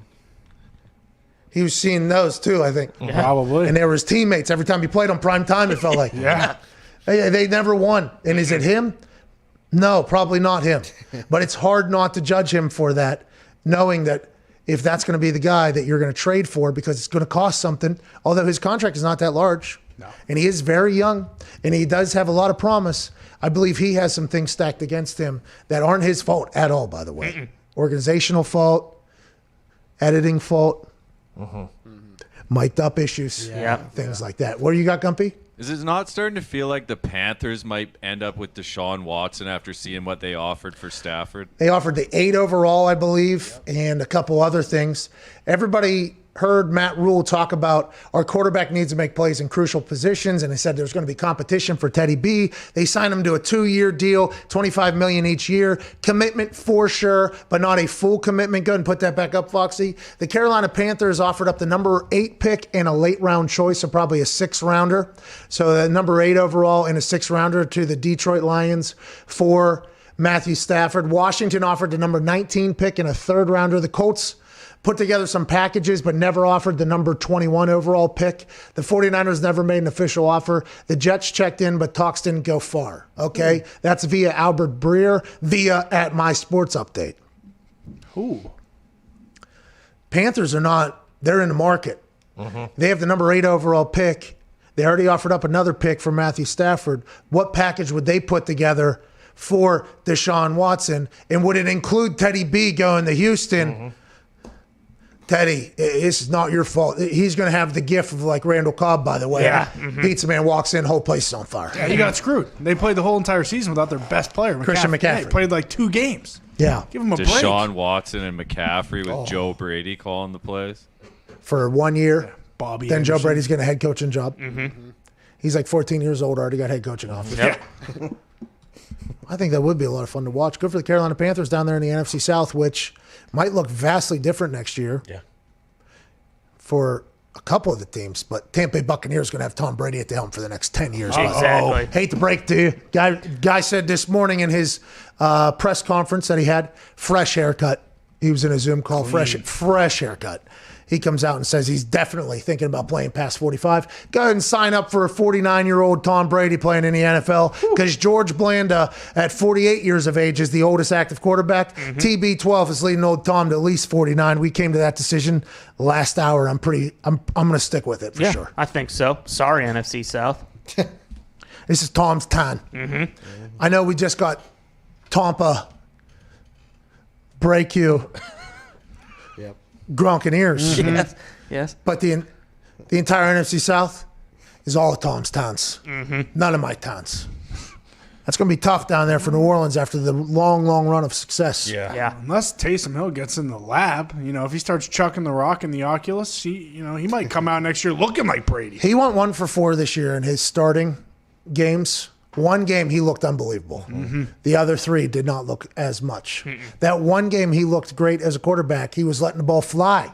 His timing coming off of his drive foot, Perfect. And he had his hitches. They were all in line and they were working. The other 3 games looked to be a bit hesitant, was doing a lot of running. They still had success and all that stuff. But is he an NFL quarterback? I mean, that is a question I think a lot of people are still asking and a lot of people have answered, but who knows how Sean Payton sees it. Well, and you mentioned it in that their playoff loss, it was very evident that they missed him playing, his hybrid position tight end. They need him in that Red offense. zone. Yeah, exactly. And by the way, Sean Payton didn't play him last year because of how much he valued what Taysom Hill brought to that offense. Not just a quarterback, obviously. We're talking tight end, H-back, fullback, running back, wide receiver, special teams, PP, kickoff 5. Doing it all.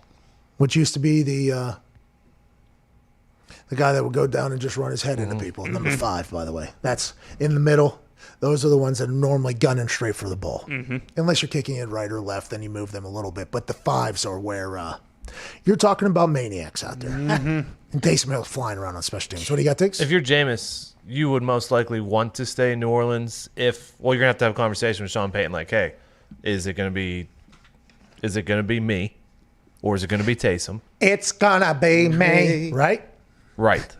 That's what he needs to say. But, I mean, Sean Payton, offensive genius, some say. You're going to want to stay there with Sean Payton. If you're Jameis? Yeah. As long as he says, like, hey, you're going to be the quarterback, and I'm not going to flip-flop with you and Taysom all season long. Has Sean Payton come out and said that Jameis is going to be the guy? The only reason why we think he's going to be the guy, though, right, is because Drew Brees pointed at him. Correct.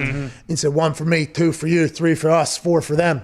And we're going to do the whole thing and say, this is your team. No. Your contract doesn't say that. No. And nobody that makes actual decisions said that. Or the salary cap. But I'll tell you what. This is my team. This is your team now. And this is your team now. See what I just did? This is like in a track race, a relay. You know when the baton gets handed over? I'm doing that. You're doing this. All right? Take it. Now, somebody from much higher in the organization might come down and take that baton out of both of our hands. Kind of force us out of here. But I'm still passing it to you, pal. Your team. Your team. Let's go to Jacob in Iowa. What's going on, Jacob? Hey, how's it going, Pat and the boys? Shout out Ty Hawks by a million, baby. You guys still stink at basketball? They choke a lot. They do. I love Iowa basketball, but the games they really need to win, especially on the road, they tend to lose them. All right, Jacob, real quick, what do you want to talk about, brother? Well, I was going to talk about old Dak Prescott coming to the Colts, but you kind of mentioned that as well as Sam Darnold. So what was like some of the craziest pregame? All right, so your call stinks. All right, so not your fault, not his fault. We mentioned what he was going to talk about, and I think he was going to ask a good question there. He was. About pregame speeches, but we don't have enough time, which is I gave him early, like, hey, call back. I think that guy would be a good caller. But if we talk about what you're going to talk about, either add to the conversation that we just had, or go ahead, get in there, go to the dry erase board, and drop another angle. Yeah. Absolutely. Like, hey, the Saints don't have enough cap to re-sign Winston. And how do you want to talk about salary cap without mentioning the Rams have a way to become top 10 in salary cap next year? It's all fugazi. Wild. Doesn't mean anything. Well, you look what the Chiefs were able to do with the salary cap with pushing a $500 million contract back like 5 years for Patrick Mahomes. That'll probably get extended and renegotiated yet again to create cap space. There's people out there that know how to work the salary cap, and there's teams that don't. Yeah. What's happening out there in LA makes no sense. They're going to run into a bubble at some point, I assume. But if we're going to get to watch Matthew Stafford with weapons around him and potentially going to run, I'm here for it because Matthew Stafford deserves it. Not as much as our friend Aaron Rodgers, who's dedicated every Tuesday to our show. That's right. But the NFC, can't wait to watch it all pan out. Motor City, Dan Campbell, how would they do? Get your shirts now. Don't use the promo code Foxy for 20% off because Foxy doesn't deserve it. Nope. Hour 3 will be on the other side. We'll be joined by A.J. Hawk and Clyde Christensen, quarterback coach for Tom Brady, Peyton Manning, and more. You got 6 minutes. We'll see you then. If something happens one time, anomaly. Happens 2 times, it's like, oh, okay, maybe. But whenever there's a trend of 18 plus, 20 plus things being predicted, you got to go like, hey, Groening, the gig's up. We know. You're a time traveler. Just tell us. Bro, I just want to talk to you. I got so many questions. Siegfried and Roy tiger attack. Do you remember that? Of course. Do you remember back in the day how tight Siegfried and Roy were with their tigers? It was like every main story was like, oh, these tigers are the best behaved animals on earth, blah, blah, blah. Simpsons in 1993 said the tiger is going to turn. This little friendly tiger is going to become an enemy of Siegfried and Roy quickly, and it's going to happen. 2003, it actually happened. Autocorrect errors, 1994. Before you could even play Snake on the gray little box phone, they predicted that autocorrect will happen on your phone. Are you kidding me? Didn't happen until 2007. FaceTime, 1995. Not even a thought. I don't even know if anybody knew what the fuck the internet was. Oh, that's that little mark with the A and then the ring around it. At. See, that's what I said. No, what is internet anyway? In 1995, they said, don't worry, you'll be carrying around a device where you will be face-to-face with somebody on the opposite side of Earth. 1995, they said that. 2010, it happened. Faulty voter machines. 2008, they predicted it. 2012, it became the forefront of conversation in a big, big way. I assume these voter machines have been up in question for a long, long time, but they just knew that it was going to come to fruition in 2012. No, I want to vote for Obama. 2 votes for McCain. Come on, it's time for a change. 3 votes for McCain. The God particle. Now, this is the big one. Ty Schmidt did research. He said the God particle is the absolute reason why he is 1,000% a time traveler. Homer Simpson got up there like fucking Matt Damon in that movie where they have that Good Will Hunting. Good Will Hunting, and draws up this equation for what the God particle is, which what is the God particle? Yeah, it's basically this equation that essentially like explains how the universe was created. And they did that in 1998, and the exact equation happens in 2012. That's unheard of. 14 years ahead of time. They got Homer Simpson up there looking like that goddamn janitor from Harvard, solving equations up on a chalkboard. And 14 years later, it's like, yeah, that's actually how the universe was founded. It's like, wait a fucking minute, little comedy writer with a goddamn yellow cartoon, bro. That's insane. The NSA spying scandal. Everybody knew that the Patriot Act was like in existence, but nobody had a clue that NSA literally knows everything about you. Every dick you've sent has been seen by some government agency, but it wasn't always like that. We didn't know that everything was getting spied on, Sean. Nobody knew that. I didn't know. They predicted that in 2007, 2013 it happened. No, Lisa, it's not like the government is listening to everybody's conversation. Smartwatches, 1995, they said it would happen. 2014, they came to fruition. America's Ebola outbreak, 1997, they said it. 2014. Do you remember when Ebola hit? It was literally hospitals like shutting down. Oh, they had people wearing like hazmat suits, carrying people around because they were scared Ebola was possible. In the modern world, this was happening. Years and years and years and years ago, Matt Groening said this is going to happen.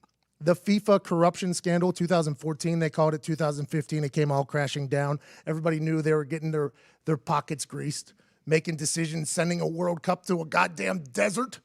Matt Groening said it's going to happen. It happened. Greece's debt default, 2012, they called it. 2015, it happened. So many countries out there, by the way. They picked Greece. The exact country to happen. Trump's presidency, 2000, they called it. 2016, it came to fruition. The Simpsons called this President Trump out there, and everybody probably looked at, those Simpsons guys are so funny. Bang, 16 years later, it is about to happen. It goes down. Lady Gaga Super Bowl halftime show, 2012, they called it. 2017. I mean, I think we all knew that she was born this way. She would probably get the halftime show at some point, but to the details that they had. These are not coincidences. Coincidenci. I don't know how you pronounce it. How the fuck do they know this stuff? It's got to be time travel. Matt Groening is a time travel. I have so many fucking questions. Disney's takeover of Fox, 1998. They said it. 2017, it happens. The Shard in London, which is a building behind Big Ben, I guess. Is that right? Apparently, that's what Google search said. 1995, 2009, it comes to fruition. Robot Librarians, 95, they called it. 2016, it happens. The censorship of Michelangelo's David, 1990, 2016, it happened. Three-Eyed Fish from the fucking nuclear waste place. In Japan. Three-Eyed Fish comes to fruition in 2001. Matt Groening did it in 1990. 9/11. 9/11. They called that happening. If you do recall planes going into buildings, they said it in 1997, 2001, it happens. The Syrian uprising, everything that's going on in the Middle East has all been talked about on The Simpsons. And then he created another show called Futurama. That is huge. He created another show like, listen, here's me rubbing it in the face that's where I could go if I have to. I have so many questions for Matt Groening, and guess what, Matt Groening? The gig's up. We know. I'm all in on you, Matt. And I'm a fan, by the way, aren't we? We're big fans. I'm a huge fan. If you want to travel to future me or current me or past me and say what's up, I think we would all be appreciated.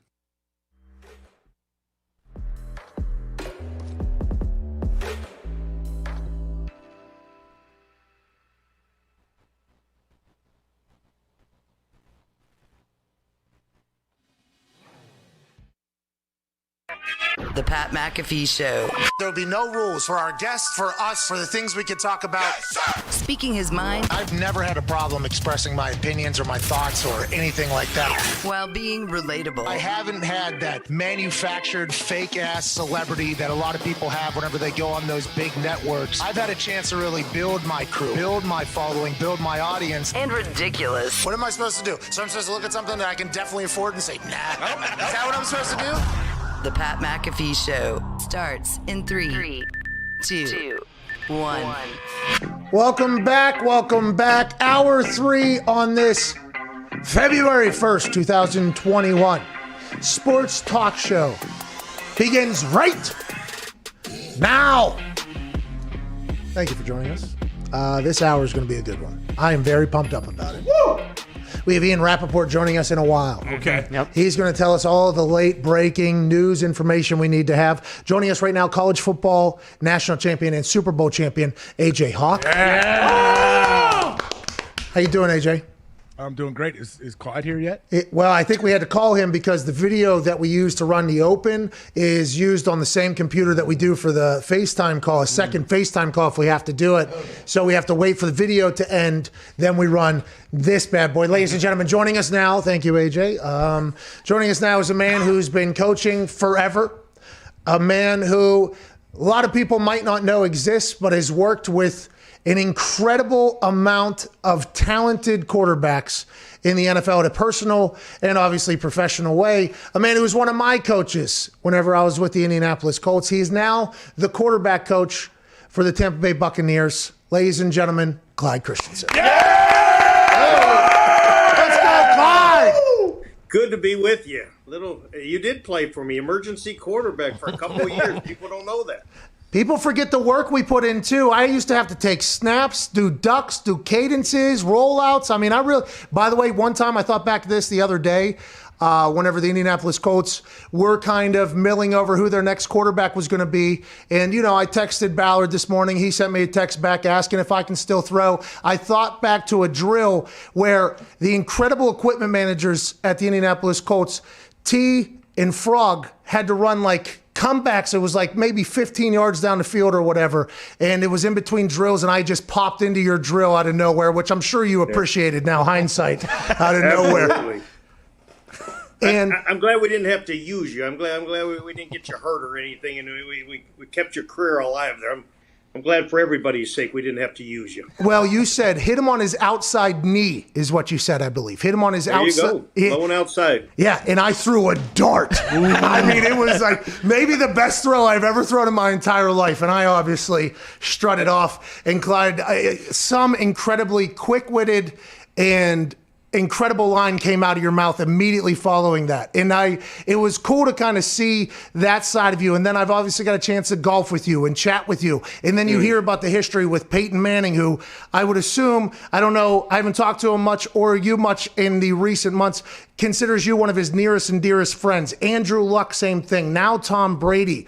What is it? You know the way these greats think? Like, what do you think it is about you? Do you think it's the way you throw a ball sidearm still? Like, what do you think it is?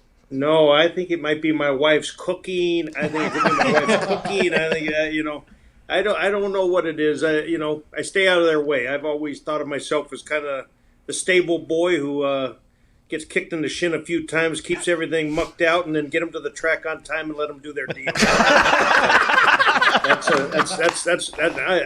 I'm a high-paid, stable guy. That's what I am, and but been privileged to watch an awful lot of great players do their deal out there. So I think a lot of times coaches do get in the way.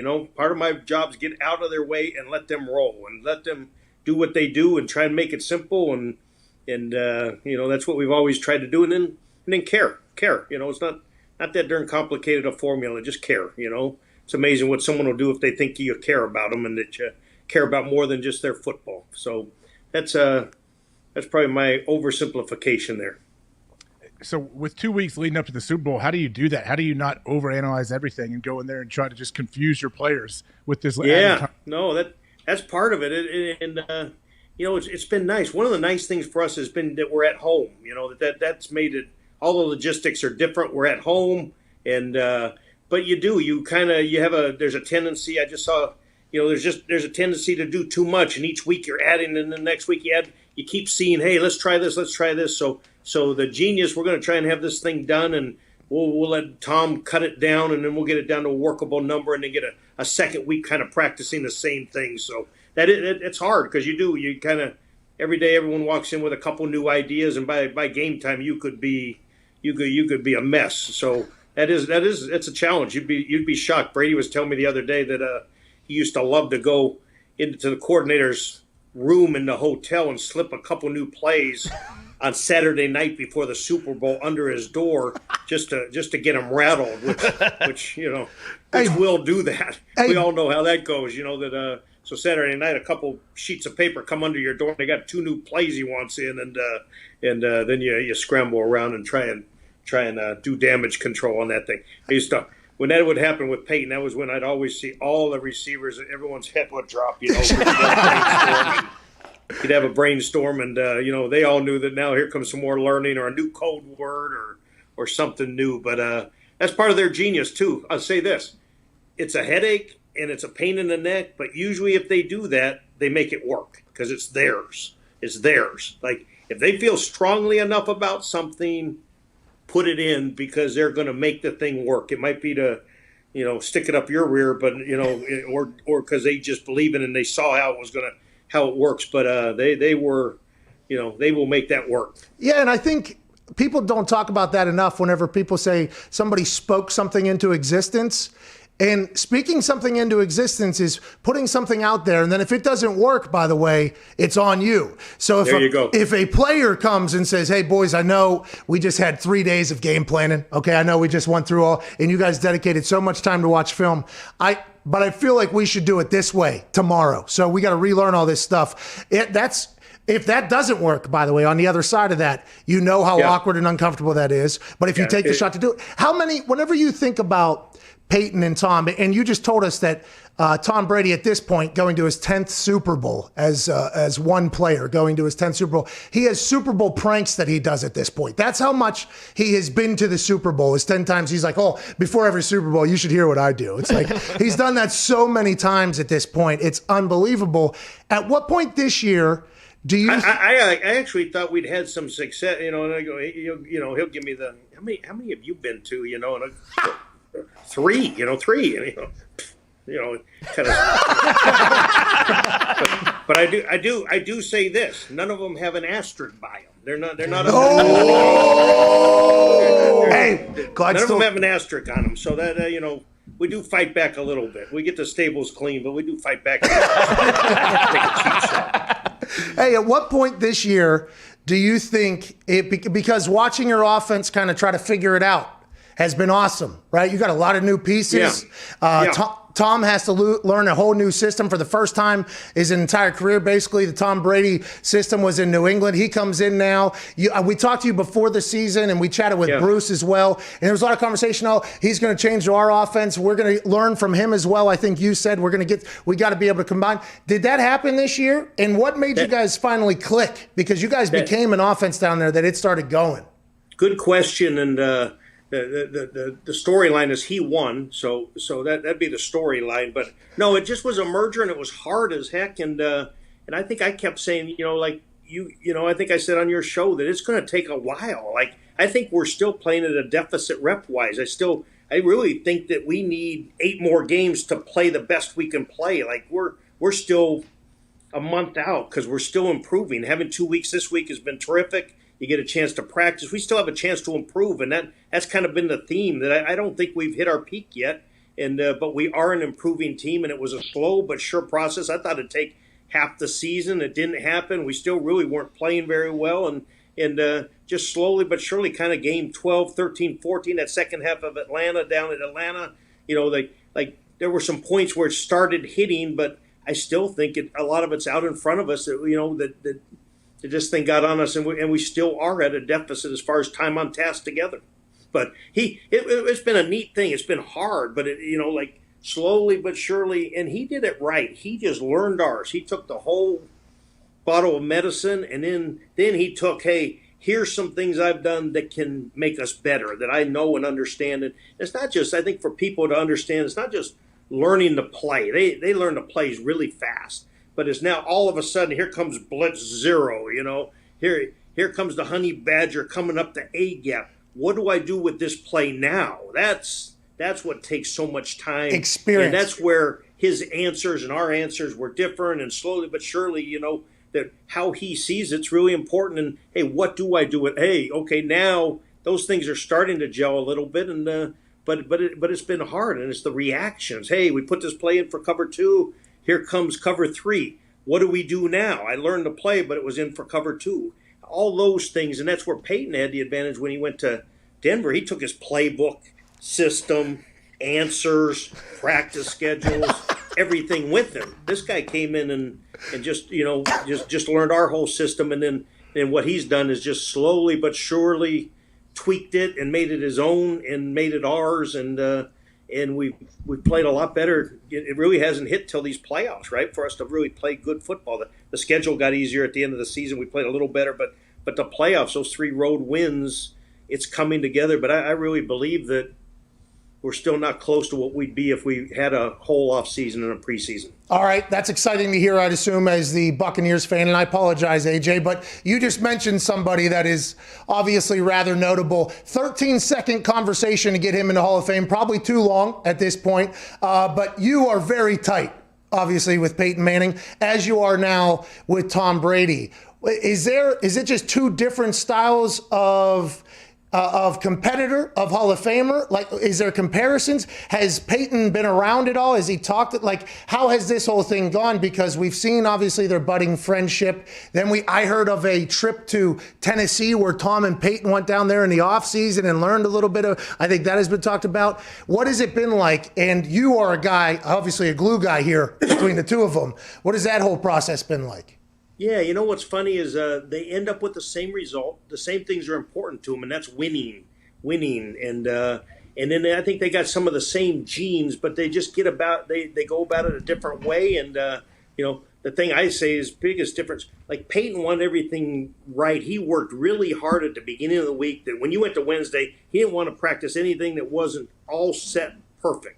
He wanted it right from the beginning. Tom's kind of, hey, let's let the week kind of go on, but Tom's still tweaking on Friday and Saturday and getting the thing the way he wants it, So, like, Peyton's was really an urgency. Tom's is much more of a hey, let's by the end of the week we're going to be there. So they just get there different ways, but they both have just such a burning desire to be good and to win, whatever that takes to win. And neither of them care about how many stats they have. No one cares about 53 throws or 500 yards.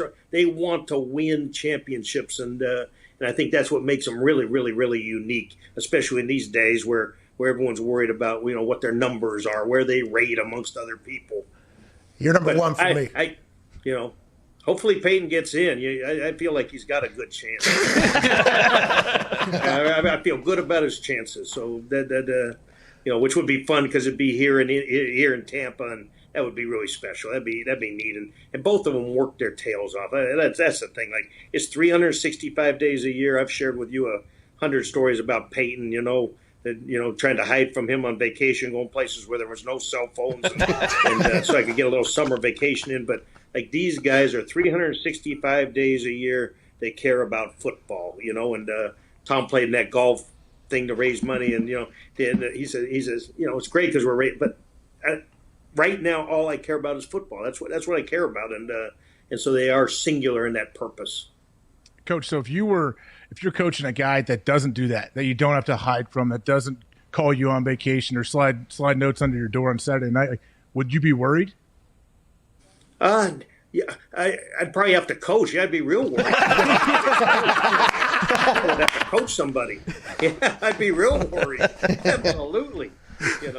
But no, the guy, I've been lucky to be, and people get to it different ways. And, Brad Johnson was one of those, he won a Super Bowl, and he just, hey, you just call it and I'll make it work. And if we called the wrong one, I'll throw it away and we'll get it the next time. So everyone gets to it a different way, but they got a couple of genes that are unique and special. And that's what I signed up for. I love I love being around thoroughbreds. You know full well you're going to get bit and kicked a couple of times, but I wouldn't have it any other way. I want to be around these guys. I want to be around.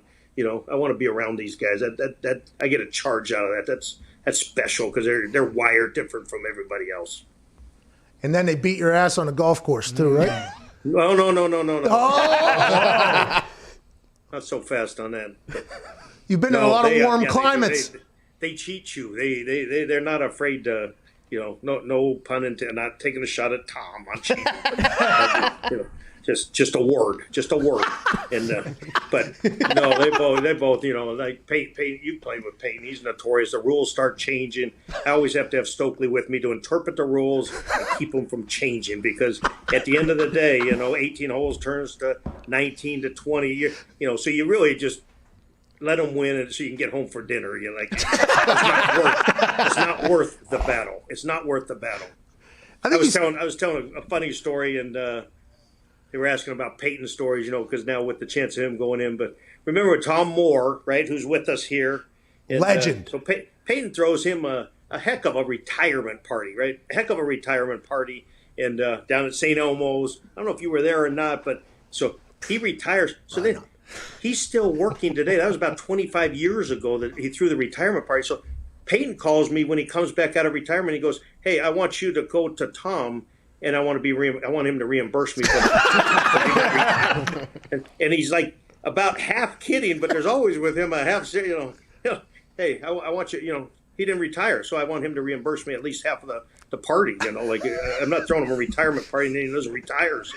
So there's always some fun in this thing. I think the other thing that those two guys have in common is football's fun to them, it's taxing and stuff, but they enjoy their teammates. They enjoy the process. They certainly enjoy a good win, and but they're a joy to be around. They enjoy it.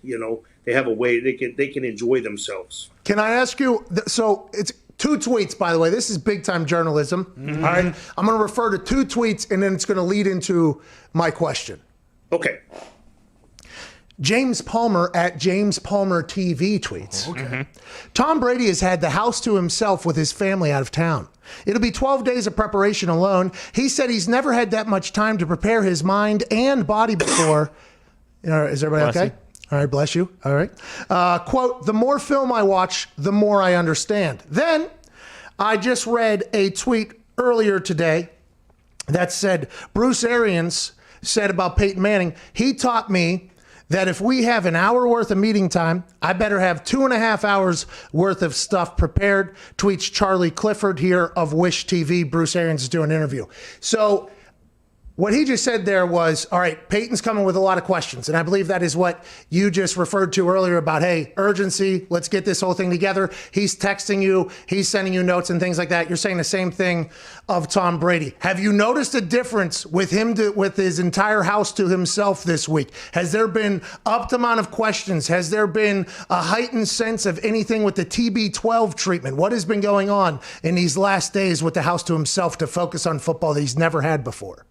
Okay, here's a true story. I didn't know the question was coming. So I FaceTime him yesterday, and he's riding along Bayshore, and he's got his sunroof open, and I can see the water and the sun. He's in his T-shirt. I go, what are you doing? And he goes, and then he shows me in the passenger side, he's got his dog with his head hanging out, and he's just riding down Bayshore there. And so he didn't look real intense to me, but I think what he said is, he said, hey, he has plenty of time. They've done it so many times. They know how long it takes to get themselves ready, and then they also know the importance of, hey, there's a point to get away. We had a full week last week. We had a full week of practice, game planning, all those things last week. We got another full week that'll start tomorrow, and there is a point for just being able to take a ride with your dog and relax and enjoy and take this thing in. The one thing I'll say is these guys want to get better. Peyton was, you want to get ripped. Don't have individual prepared or walk into a meeting unprepared. Just what Bruce is saying. He wants to get better. He wants to get better every single day. And if he feels like you're cheating him of that, then that's when you'll see him get angry or frustrated. Just run the ball, Jeff. That have you seen the video of the Peyton Jeff spat, obviously, on NFL Films? I don't think. Oh yeah. Yeah. Yeah. And there's a select few of which I wasn't one of them that that could come back at Peyton. I was not one of them, but there's a few. Saturday was one of them, and Stokely can get under his skin a little bit. The rest of us just kind of tiptoe around a little bit into that kind of mood. Hey, so much success though. Those were great times. I was so thankful to be a part of that. I was young, obviously, and I don't think I appreciated it enough whenever I was there. But then as I got older and I looked back and I was like, man, that team was something that was very, very special to be a part of there. One of the special moments I've had this year was we're leaving Lambeau. We just took care of business at Lambeau, which you know how special a place that is. And this has been a long, hard journey. And just sitting in the back of the bus with Tom and and he just starts, he says, I'm one of the most fortunate, blessed guys ever. He just started reminiscing about from parents to people in his life who made this thing happen and were a large part, his teammates who have come along, and that's the special part of this thing. The football is the football, but the people and the journey and the people who make sacrifices. I've moved my family all over the countryside, and so to see them, hopefully hop over the fence and be, have the joy seeing their dad be successful in a Super Bowl game. That's the story. That's what it's all about. And the football is the football. Hey, you've been around a lot of great football. But just to hear him, and that's what I think. None of us knew him. Of course, we villainized him there in Indy, but the guy is amazing. He's an amazingly humble. His humility and just is off the charts, and just his gratefulness to teammates, and it shows why you can't find a teammate who will say a bad thing about him. They just brag on him, and everyone I kind of chased down when we picked him up to learn about him just gushed about him, and that's kind of human being. Great dad, great husband, great son, great teammate, and so we all know his football is good. We've all watched that for a lot of years, but just to get a little look at the person has really been pretty darn special. How come you're not doing the avocado ice cream though? No. No, he did inform me it's not going to be a fun off season for me. So I have a feeling that I'm glad this is just a headshot, but he said we're gonna get you in shape. So I'm dreading the off season. That's another reason I want the season to go another 8 weeks, because we would be playing better. But I think I'm carbo loading right now because I have a bad feeling this off season is not going to be fun. I'm gonna be back into extra larges again. You golfing with him? Is that what you guys are going to do? Just golf and eat avocado ice cream and get the pliability? I hope so. I hope we can finish this thing off, and it would be a special off season, and hopefully we can sneak a few golf matches in and have some fun. Get you down here if we can. How's your game? You know what? It's okay. It's okay.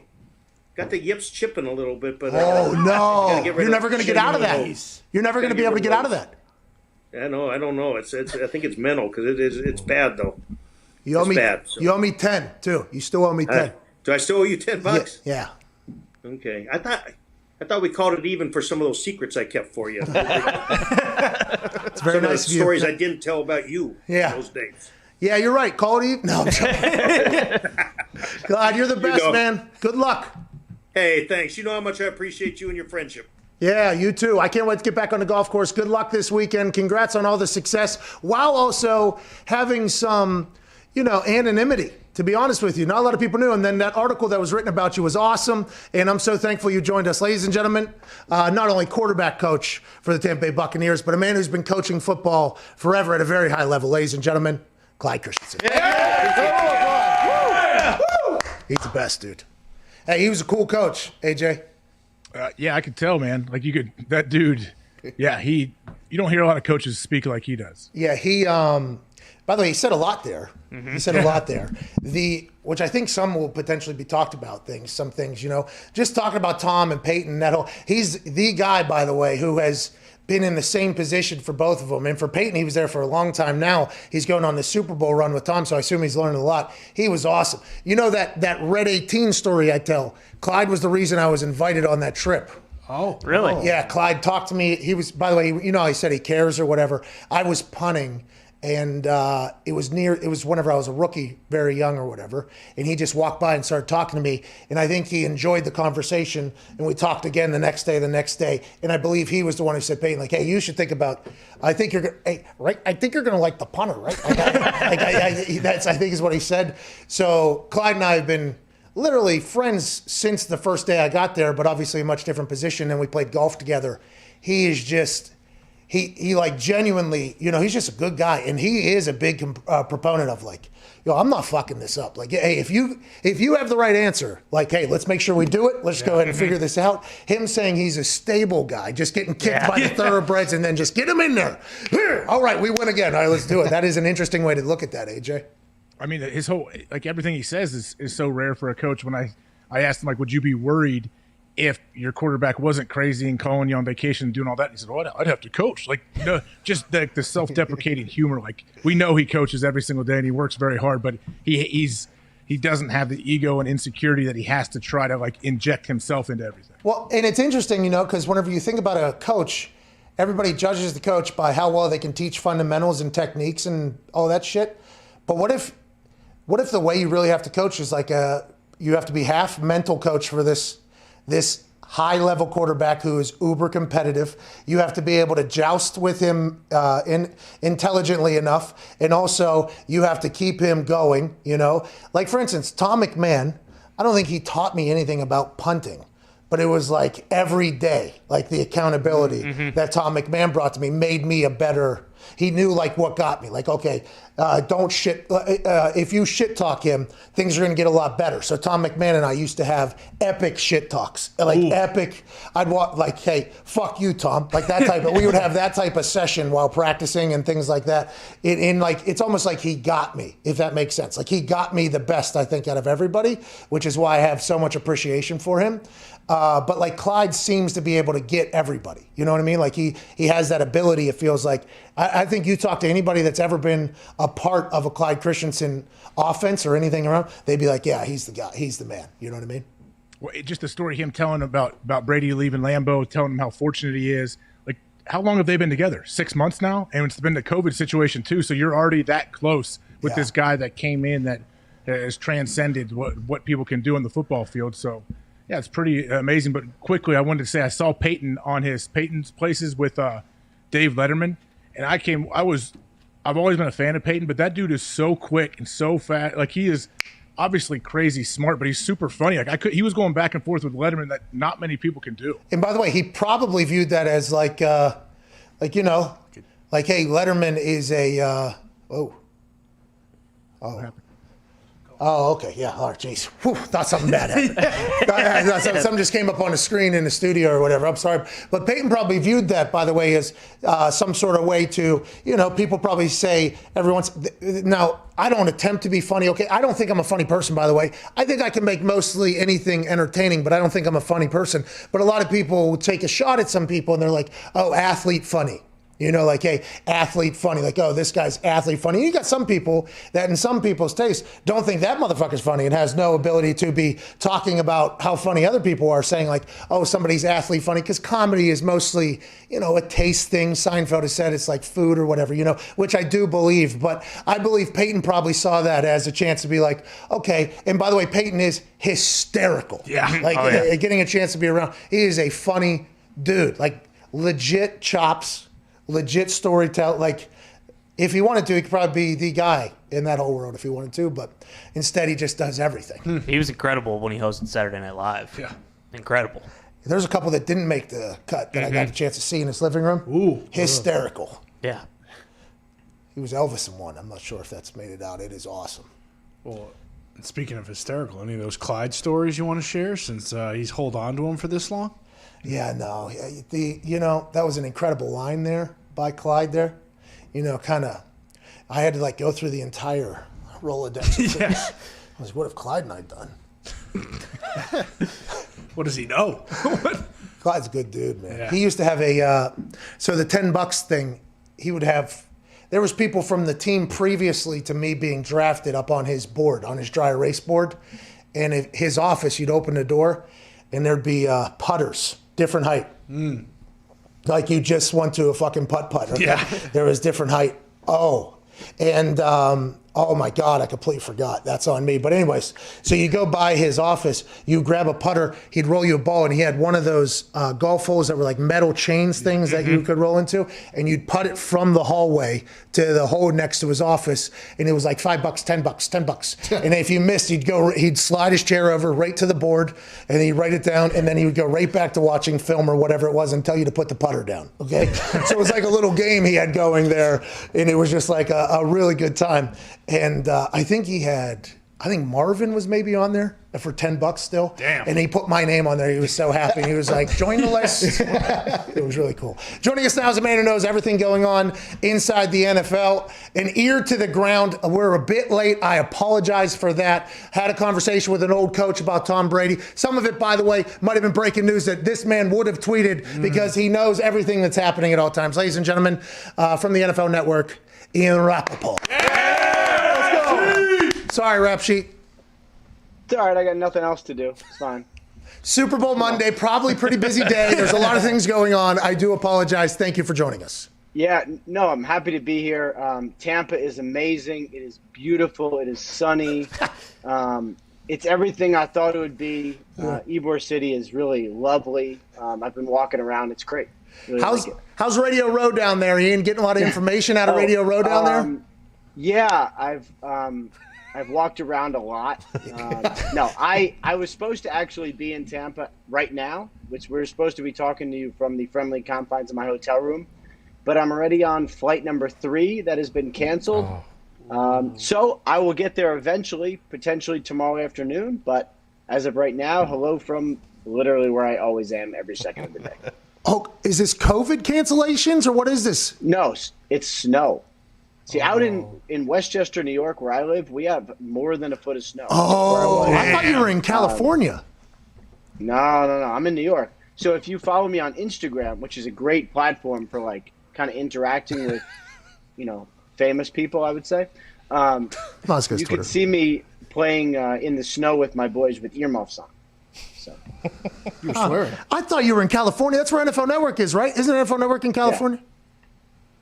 Oh, good for you. Yeah, but I'm in New York. It's great. I don't have to talk to anyone. I just hang out in my basement and do my thing. So. Well, hopefully you'll be able to get to travel. Okay, we're all pulling for you. Hopefully that winter storm, the winter storm gets handled. I got a text message from the weather people telling me about a massive storm coming, and then I realized that my phone was getting a text message for the Northeast where you're at. So T's and P's to everybody up there. We got a little bit of snow and cars return sideways out here. Hopefully your plane will be able to get down to Florida. Let's talk about it. What are the big storylines going in the Super Bowl? You think everybody seems to be healthy? Is there any extensions to be talked about? Any contracts? Nothing really. It's all outside the two teams playing, huh, Ian? Yeah, it's actually weird. Usually there's at least one like, all right, how's this injury going to react? I think Pouncey's ankle was 1 year. Gronk's ankle was another year. There's always something to kind of monitor. There's really not that this year. I mean, there's no, as far as I know, there's no head coaches who are on any of these staffs right now that are waiting to take a job. The only, serious injury to discuss is Patrick Mahomes' toe, but we'll see what happens after the season. He was able to play last week and, be one of the best players in the universe. So I think that's probably not as bad as it seemed. I think Antonio Brown's knee is interesting. Is he going to play? Is he not going to play? Other than that, let's just talk about the two greatest quarterbacks, one who ever lived and two who might end up being that one day. Hey, Ian, what about going obviously away from the Super Bowl, the Jared Goff, Matt Stafford situation? I know that it's pending physical for Jared Goff. Is there any possibility that he doesn't pass that physical? Oh, I mean, unless he breaks his leg surfing or something, or hitting golf balls from his deck to his other deck. The golf course. The golf course, as one might say. No, this trade's happening. It's actually really weird because when these trades happen now, and believe me, I knew it happened fast. I knew it happened before this week. I just didn't know it would happen at 11 p.m. on a Saturday following a lovely dinner with my wife. That was inconvenient for me. But neither organization can talk about it or make it official or even introduce the players. So no one can do anything. And then on March 17th, it'll be like, there's a trade, and then here's Jared Goff, and here's Matt Stafford, and everyone will be like, oh, wait, that hadn't been announced yet? It's all very strange. But seismic trade I'd say. in the NFL world. So it is alleged that they were both down in Cabo, okay, Sean McVay and the Staffords. Is there any chance at all, okay, they're sitting at the pool, feet are kicked up, plexiglass, obviously. They probably have their own pool now that I'm thinking about it. Matthew Stafford made like $200 million, and McVay is on the same way. So I assume they have their own pool. They just so happen. Here we go. Every time. I blame you for this. Maybe that's a flight. Something to think about if you need to answer it. But is there any chance that they were at the same resort down in Cabo, ran into each other? Hey, you want a Spider-Man meme? Then all of a sudden, how much? 3 first-rounders? Fuck it. Okay, yeah, let's pull the trigger and let's do it. Is that because they allegedly had dinner afterwards to celebrate down there, obviously socially distanced and everything like that? McVay wanted to move on, right? Is that the storyline? Obviously. Here, take all this shit. Yeah. We need to move on. When did that start to happen? Why did that happen? And how do you think the Los Angeles Rams became the overall winner of that trade? Because everybody was interested. Washington, Carolina, Colts, allegedly 49ers. When did that motivation start, you think? All right, let's start with the first part. They are down in Cabo together. As far as I know, they definitely had dinner together. Could they have run into each other before at a resort by the tiki bar having, Mai Tais or whatever? I don't know that for a fact, and I would hate to speculate on something like that. Cabo's not that big. There's not a lot of places that NFL people, and apparently there was actually a lot of NFL people in Cabo this week for whatever reason. I don't know why. So could they have had a conversation beforehand? I would never allege that anyone did anything outside the NFL rules, but it is possible.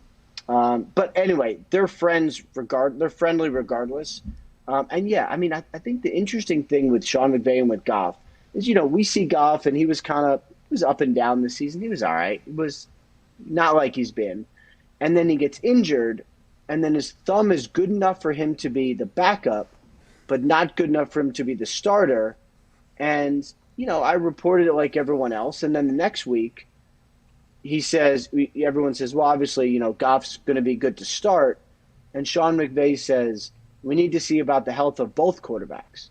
And that was like alarm bells, because I knew something was badly wrong. And that was the first time when I was like, okay, wow, like this, we need to re-examine who the quarterback of the future is for the Rams, because McVay clearly is not into this guy.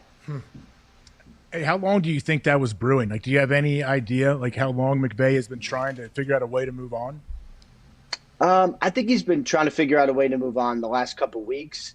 My guess is the dissatisfaction has lasted from the Super Bowl. That was not a great performance, obviously, against the Patriots. The Patriots played well. But not being able to get that offense to work at all, I'm sure, is something that ate at McVay.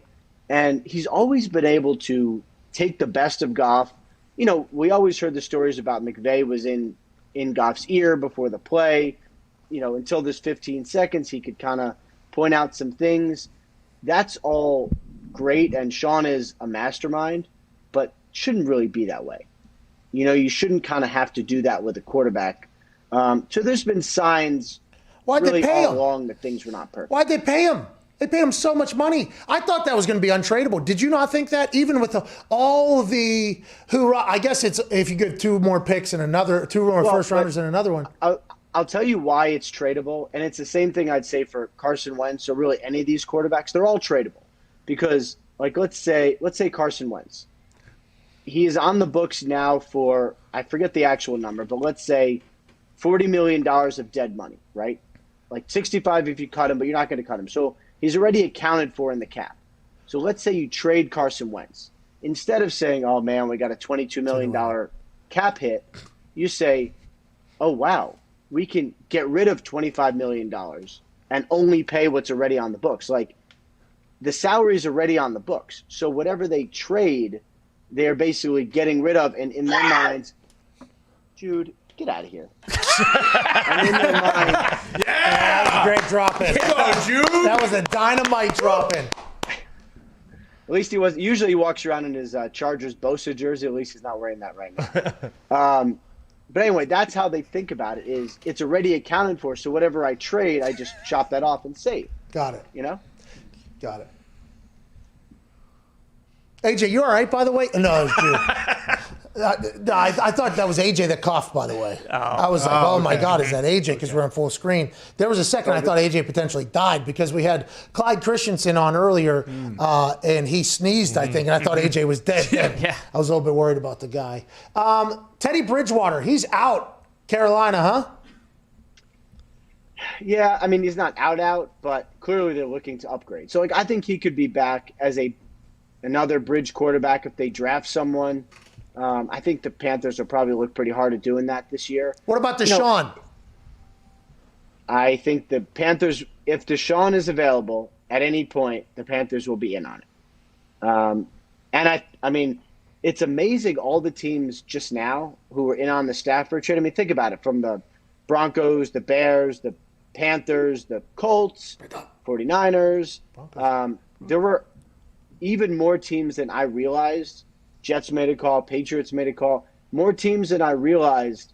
So all of those teams, if Deshaun becomes available, are all going to be like, well, can I just get one of the best quarterbacks in the NFL? Like this was good. This was fun. This was a big derby. This is nothing what it's going to be like when Deshaun is available, if Deshaun is available. Do you think they were lying there whenever they said we have no interest in trading the player? Because you look back, you don't think they were lying? No, I know they don't want to trade the player. I'm not saying they're not going to, because at some point, if they know for a fact that, let's say, this guy's not going to show up or this guy's not going to play for us, or it's just the relationship's too far beyond repair, then maybe there's a possibility down the line they would trade him. I just know they don't want to. And the reason is very simple. You wait your whole career to have a quarterback like this guy. So if you're Nick Caserio or you're David Culley, and you both got these new awesome jobs running or coaching an NFL franchise, all you ever want to do is find a franchise quarterback, and you have one of the best. Whatever you can do to keep that guy in your building, you are going to do. So they want to try to make this relationship work. Well, they better keep on praying. Connor, what do you got? Rap sheet, is Kirk Cousins going to be the quarterback for the San Francisco 49ers next season? Yeah, what's going on there? I don't sense that at all. I would never say anything's impossible. As you guys know, like, this NFL world has basically taught us anyone can be traded. That one I would be really surprised about for a couple reasons. Possible. One, I'm not sure that benefits the Vikings. And I don't know that Cousins is an upgrade over Jimmy G. Whoa. Like, when they're both healthy and they're both playing, are we sure Cousins is that big of an upgrade for whatever it's going to cost? I mean, primetime Kirk Cousins was born 2 years ago at Dallas Cowboys Stadium.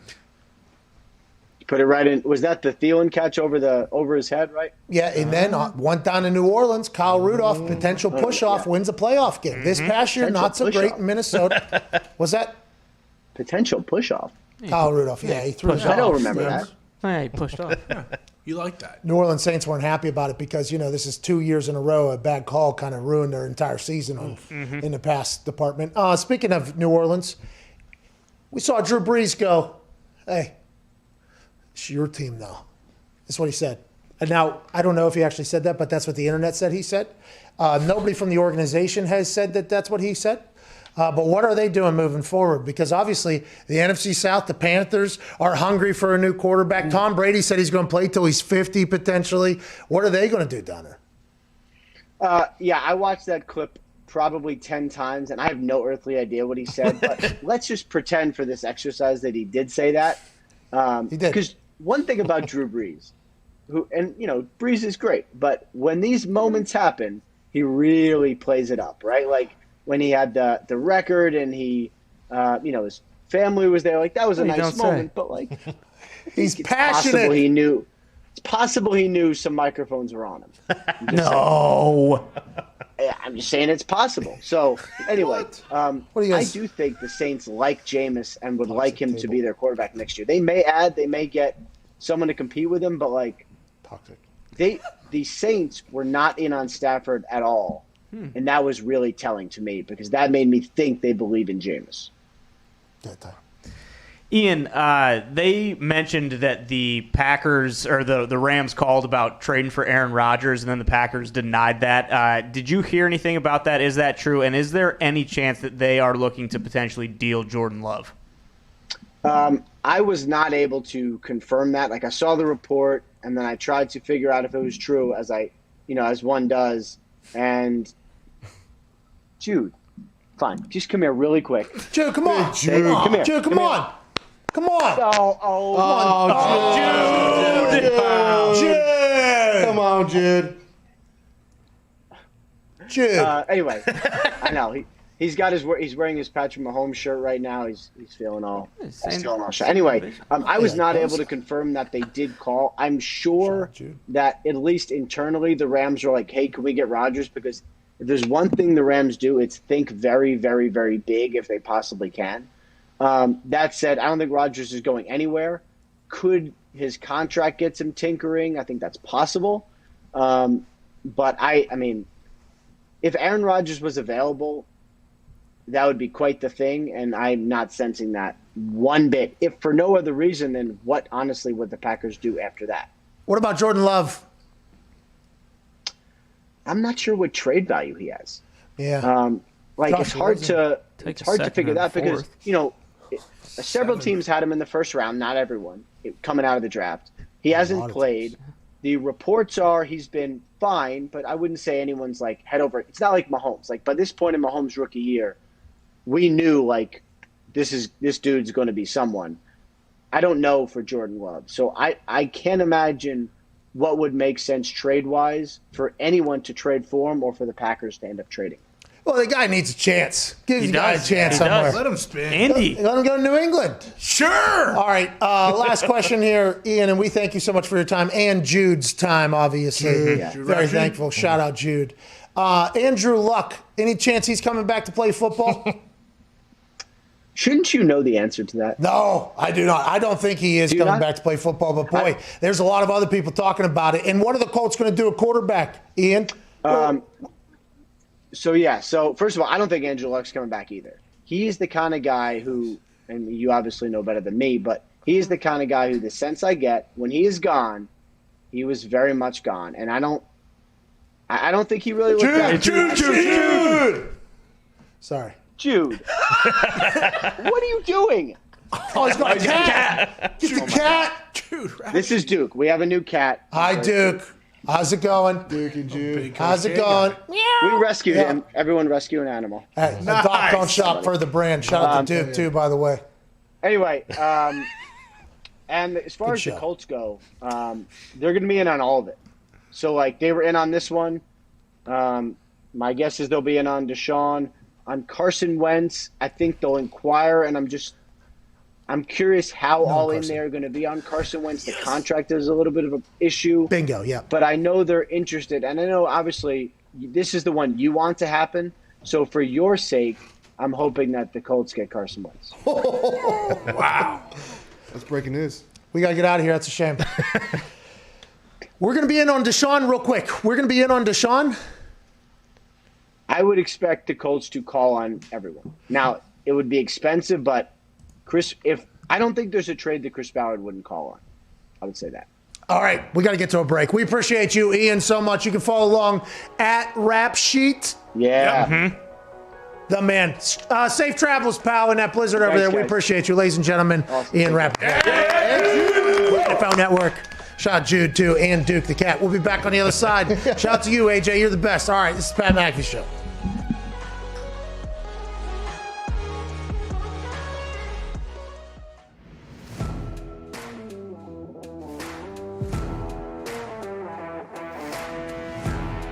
Oh, wow. He's getting the crowd into it. He's got some pumping up. Oh, boy. Oh, with the balance! With the balance! Oh! Silver platter for Pat. I don't know. Oh, man. Oh, he's all over the table. He really is done for. Oh, and we have it! Oh, wow. And there it is. says there's too much semen in Bill's controller, so the buttons are sticking together. He is in jeopardy of owing. Skunk is still alive. Skunk is still alive. Let's go. 11-4 final. Yeah, people talk about how skinny his legs are at times. I don't think people talk about how skinny his arms are as well. those things are paper thin. We have eclipsed the $10,000. Thank you, AJ. Thank you, AJ. Good boy, AJ Hawk. Very.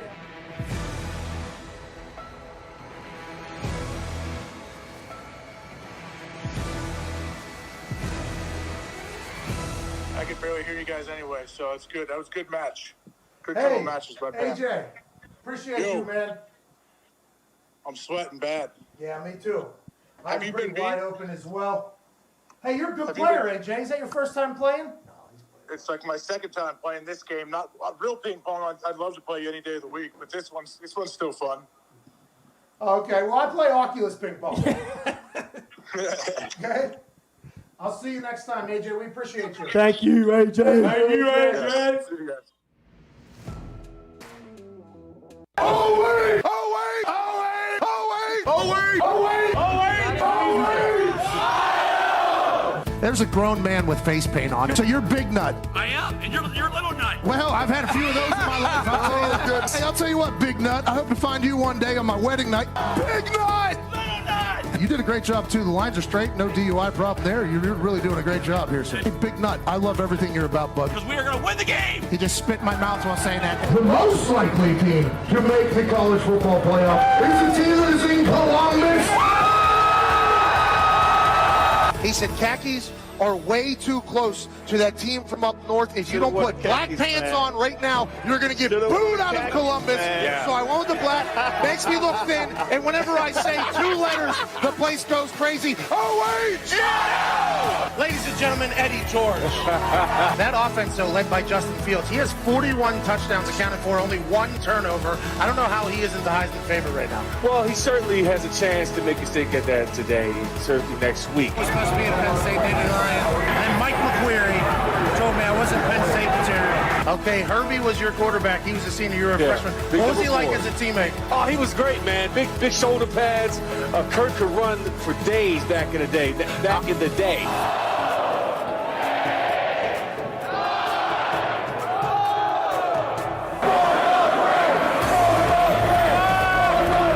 We have a guy that can break every single bone in my body. Steve, how you doing, boss man? They're down 6-1. She wants to flex on the gram. He says, lady, we are getting slaughtered by the Pittsburgh Penguins. No. Do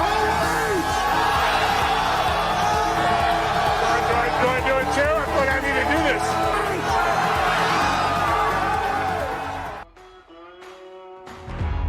I didn't think I could continue to be an FCC-regulated person without really hitting my max potential. And that's why he's with us. I love it. The Pat McAfee Show on Mad Dog Sports Radio, Channel 82. Well, I'll tell you what. This hour really flew by, didn't it, AJ? Yep. And you had a feeling you would take a break, and then what do you have, 45 seconds until you're hard out? Well, it's funny you say that because I assume that you did look at the clock like we did during the break and realize that we got about 40 seconds left on this beautiful Sirius XM channel, Mad Dog Sports Radio. Chris Mad Dog Russo with Mad Dog Unleashed will be next. He is obviously a legend in the world of sports talk. AJ, about 10 seconds here. Any motivation for the people after this incredible Monday, February 1st, 2021 year show? Going back to your thing, I love when you told the guy at Ohio State, they call you Big Nut. Hope to find that on my wedding night. That was a great joke. Talking about sex. And that's why our show stinks. And the next show will be much better. We'll see you tomorrow. Massive guests. It's Super Bowl week. Let's celebrate this thing. Have a great Monday. Cheers. All right, now we're out. AJ, I just saw a quote from Gronk that was on a tweet from somebody.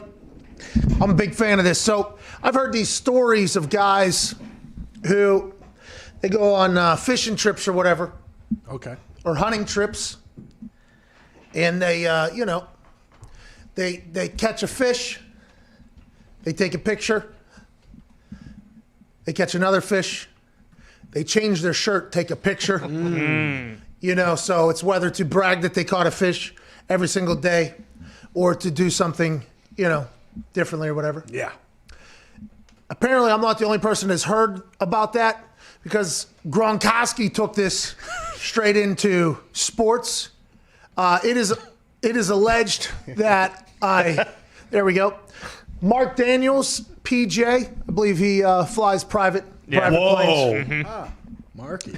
Mark Daniels, PJ. It's not true. We do not know who Mark Daniels is, but we appreciate his reporting.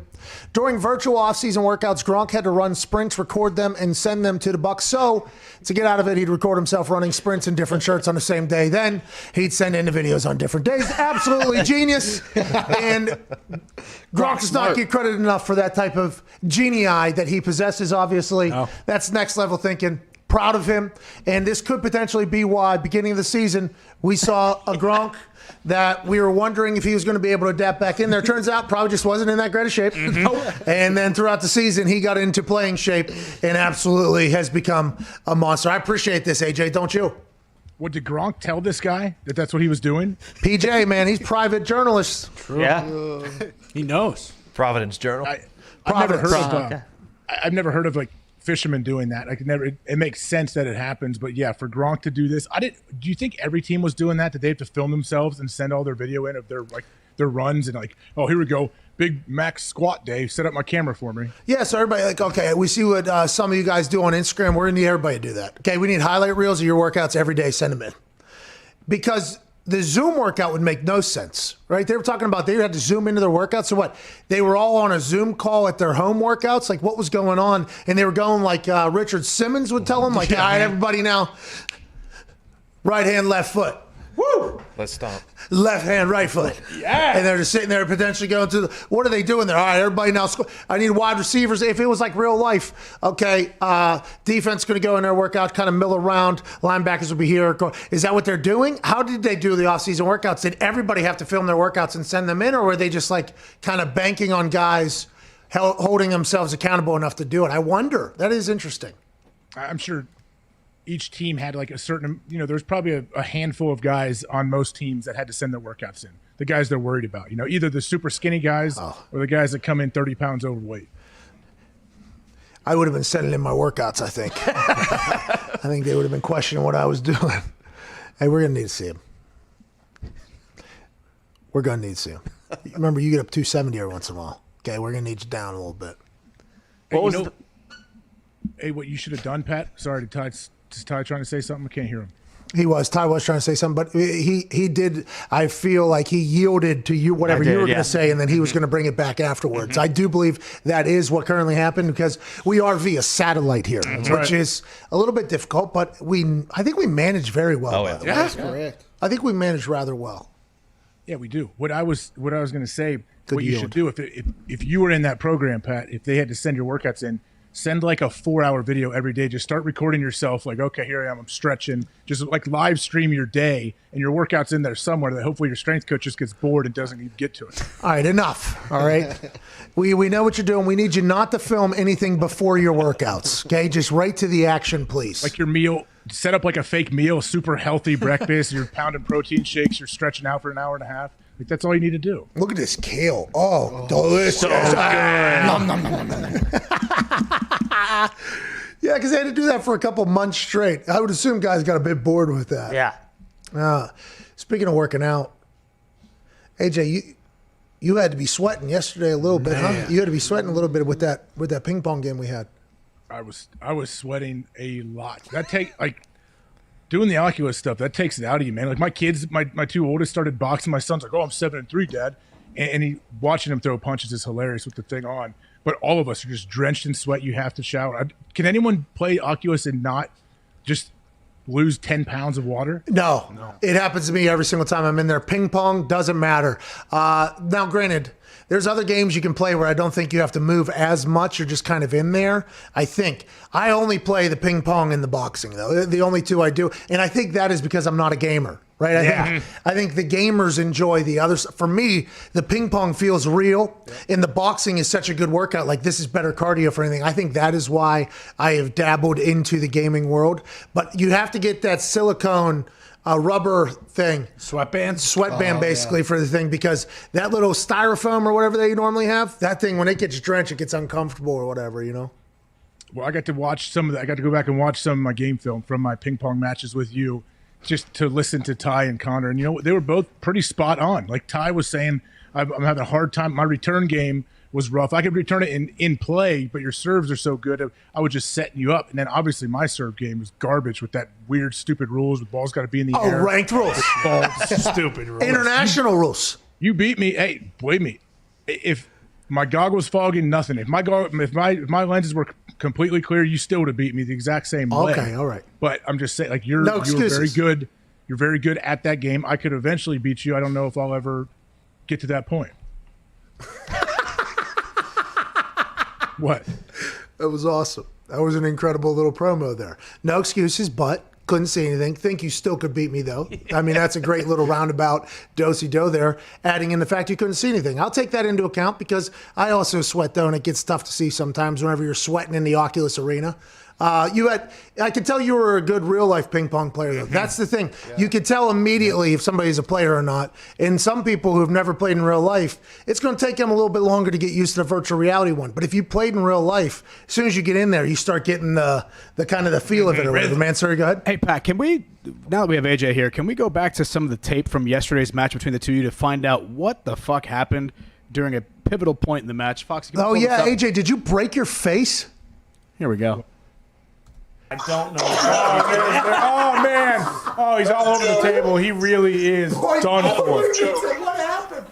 AJ just ran his head through his wall at his house. His shed has come down. Yeah, so that is a scary scene. His helmet is off right now. Okay, his helmet is off. So, yeah, I think he just ran his head right into his hot water heater. He's in his basement.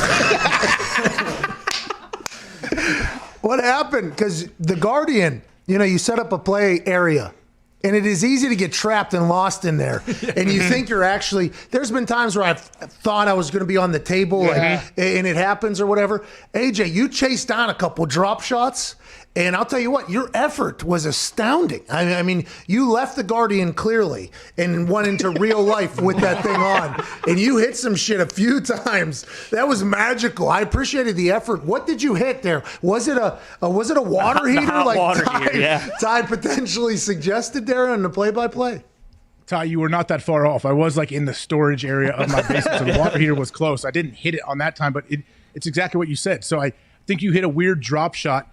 And so I legit tried to kind of jump over around the corner of the table like I thought the table was there, like it was real. And then as I'm going to hit it, I thought I put my arm down like I was going to land on the table, and then I realized there's no table. I never fell down, but I was like, oh, okay, yeah, I'm playing a game here. Oh, that's what it looked like. My favorite part, I talked about it this morning, is, you know, after you learned choose next match type and then ranked again, immediately after the games would end, you wouldn't even say a thing. You would go choose next match type ranked. It was as if like, all right, we're not talking about what just happened. All right, let's get to the next game here. Let's keep it moving. That was watching you kind of learn the game. I do believe you could become a very, very, very good player in there if you wanted to. Now, I've sharpened the axe. Okay, my axe is at this point rather sharp, but you could, I think. You are very talented in there. You know what's funny? I wanted to keep playing until I won, which I would have gone for I would have gone 24 hours until I beat you. Hey, I would have won too, by the way. Yeah. Imagine if that stream yesterday. They're still going. Pot's at $25,000. Yeah. Oh my god. The problem is, I couldn't really hear. My phone was back sitting like on something behind me, but I let the commentators get in my head. So I know they kept saying, "Well, you know, like this is." If I got a little lead, they'd be like, well, you know, Pat's just this. Now he's going to turn it on. But then after, I think going into like my second to last game or something, I think I heard, I could overhear Ty be like, you know what, I think he said something about like, yeah, hey, there's no chance. Like, I feel like Pat's really pouring it on him. AJ's lost it. He's chasing. He doesn't have it anymore. And I was like, in the middle, I'm like, he's right. I can't make it. I'm not going to make it, man. Like, I thought I was going to get closer, but no, I started getting tired. I was winded. My arms were tired. I'm like, yeah, man, I gotta roll. Oh my God. Yeah, the Toxic Table was fantastic on announcing. I mean, great commentating from the Toxic Table over there. It was unbelievable. There was a couple times they got me. I'd be serving. They say something. Like, what the fuck? You cannot say that about whoever. I had a blast in there, man. I really did. I enjoyed the hell out of it. Thank you for stopping by. I appreciate you. Mm-hmm. Hey, it was fun. You're in very good oculus shape because if you did you play for 3 hours straight? It was 2 hours straight. I had a bad headache last night. Bad. I don't normally get headaches that much. Okay, I always thought they were fake. And I'm always very hydrated, so I wonder if that's why, drink your water. Mm-hmm. But last night I got one, and my wife gets a lot of headaches, so I'm the Advil. I feel like I have much bigger appreciation for the headache game after what happened to me last night. I was now listen, I was just laying down watching the Rumble, but boy, it was not fantastic. Tough. And I'd assume it was because of 2 hours in that in that thing. I would assume. That's the future, man. That's what you're gonna. That's gonna be the future, but you're not even gonna have to wear the goggles. It's gonna be like a contact lens or something. Oh, who's doing that? Elon? Google probably. Neuralink. Elon's got Neuralink where he cuts a little part of your skull out, implants a little chip, and it's gonna be we're gonna be able to communicate without even speaking. Man, that's dope. That'd be cool if I could just. That's the beginning of the end, my friends. Sounds good. Oh, fair enough. Connor's first in line. Connor wants that, doesn't he? Oh, yeah. I'm first in line to get a chip in my head, AJ. Please. I'm not an idiot. I'll go. Hey, way to handle that, by the way. Way to just handle that. Nip it right in the butt. No way. This with absolute authority there. Count me out. Digzo says, go ahead and put it in. Yeah, sure. Ain't nothing in there of any value, so. Go ahead and splunk for whatever you need. That came to me with phenomenal ease, didn't it? I mean, that is just something you have to think about whenever you're utilizing words every goddamn day is new ways to use them. But the Oculus, I think we'll do it again.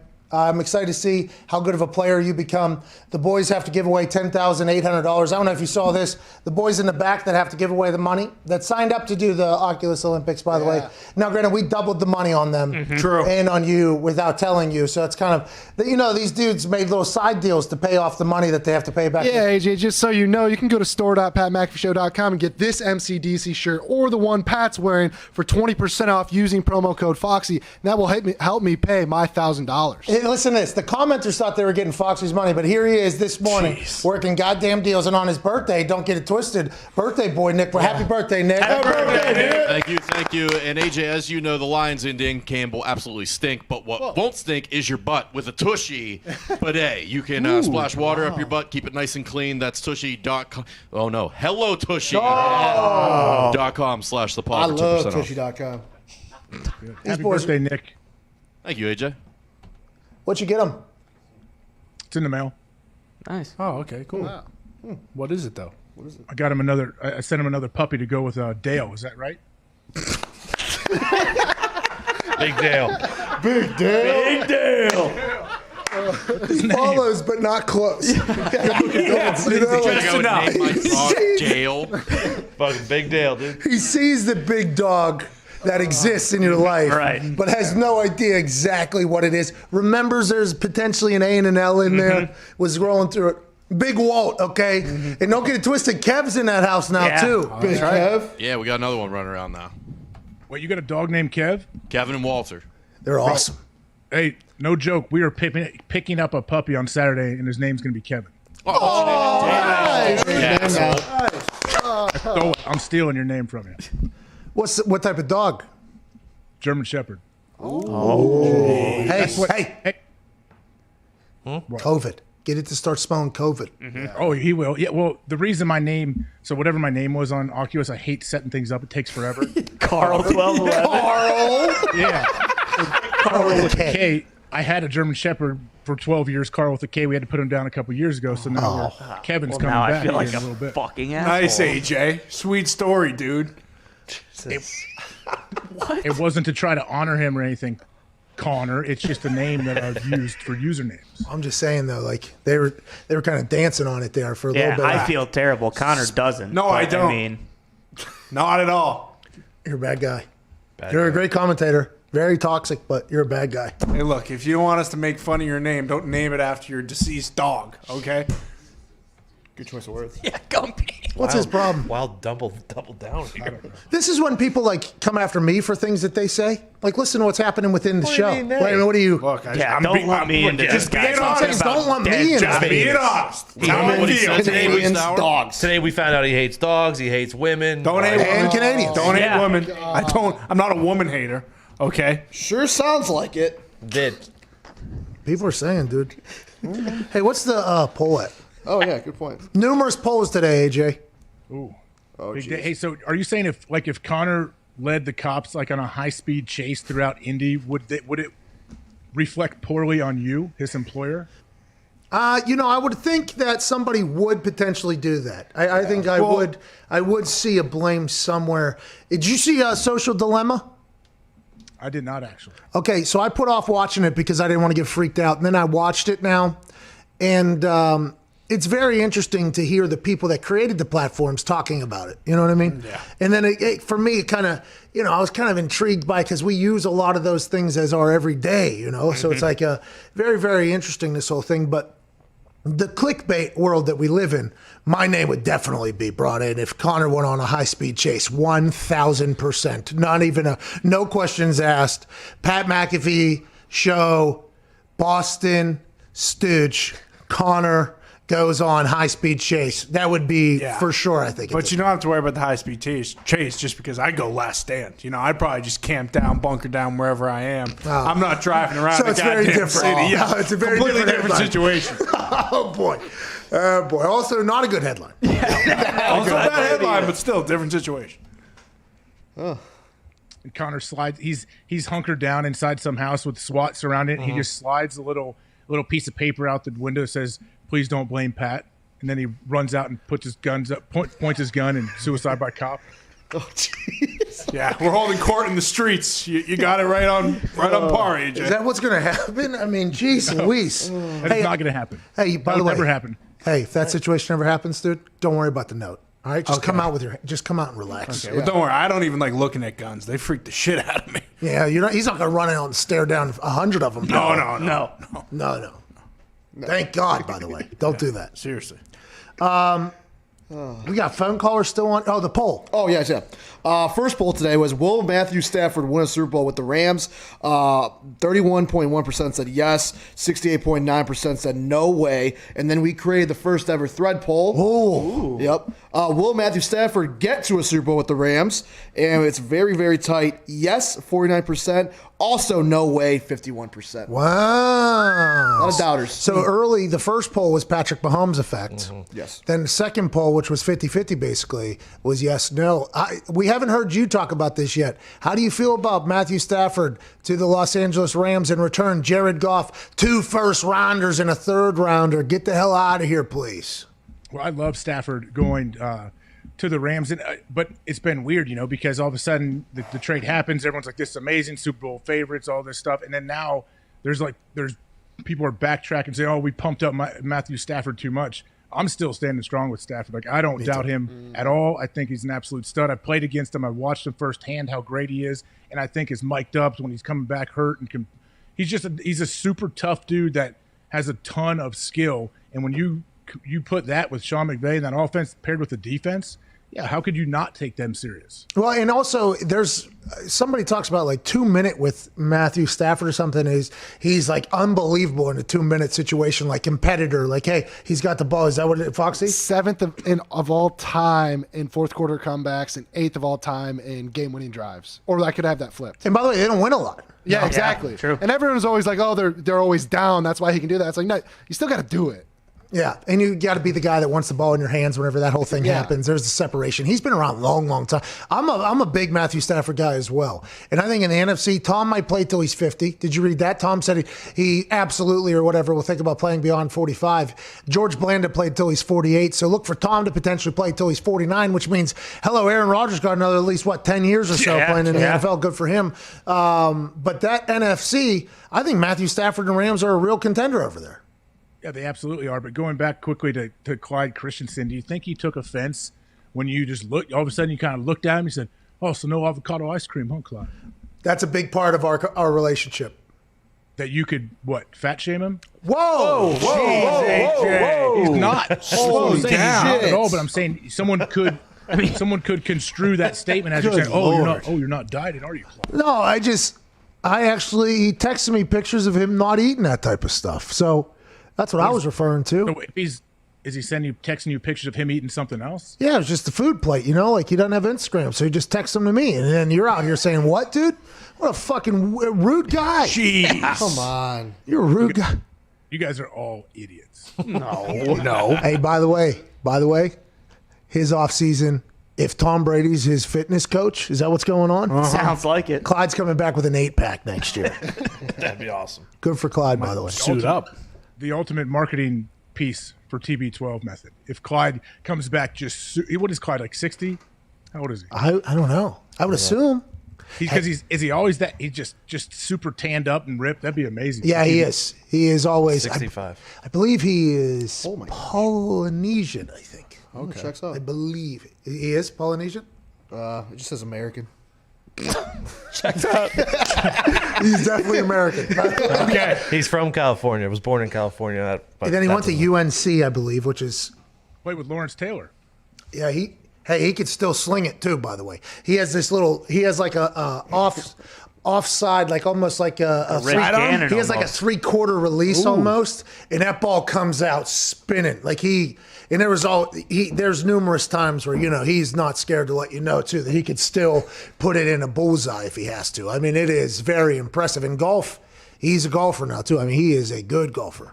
Do you think it affects, or when he's thinking about going and taking a job, does it matter? Like he's like, well, right, I may get paid less, but it's a warm weather climate. I can play golf year round. Does that help? Right. Do the golf courses like the Buccaneers around there? Right. Do I get free rounds? Do I get a couple free rounds? Right. Bring a couple of the boys over. Right. We have a little game. A lot of people that know Clyde Christensen are listening to that going, pretty good. Yeah. I think so. He's unbelievable to be around. Always positive. Always positive. It made no sense at all. Even when things were very terrible, he was a guy that was always like, right. Like there's always like a positive. And that putt thing that he used to have coming out of his office was electric, See people just like peeking their head in the office. Oh! The whole thing. Close. Put you on a board.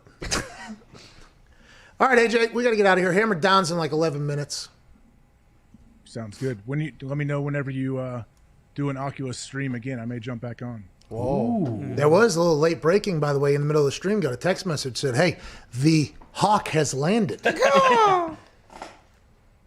Fun. I guess, I don't know. I can't beat you right now. I'd have to go and play. But, I'd have to go play against some people online. I don't know if I'm going to invest that. Play against your AI. Trainer. Mm-hmm. There's a trainer you have in there. But he doesn't. When I've done that, though, you don't win any shots. He returns everything, doesn't he? Oh, yeah, so you stink. No, keep going. You'll beat him. I mean, I did it once, and I'm like, okay, I'm trying to score points on this dude.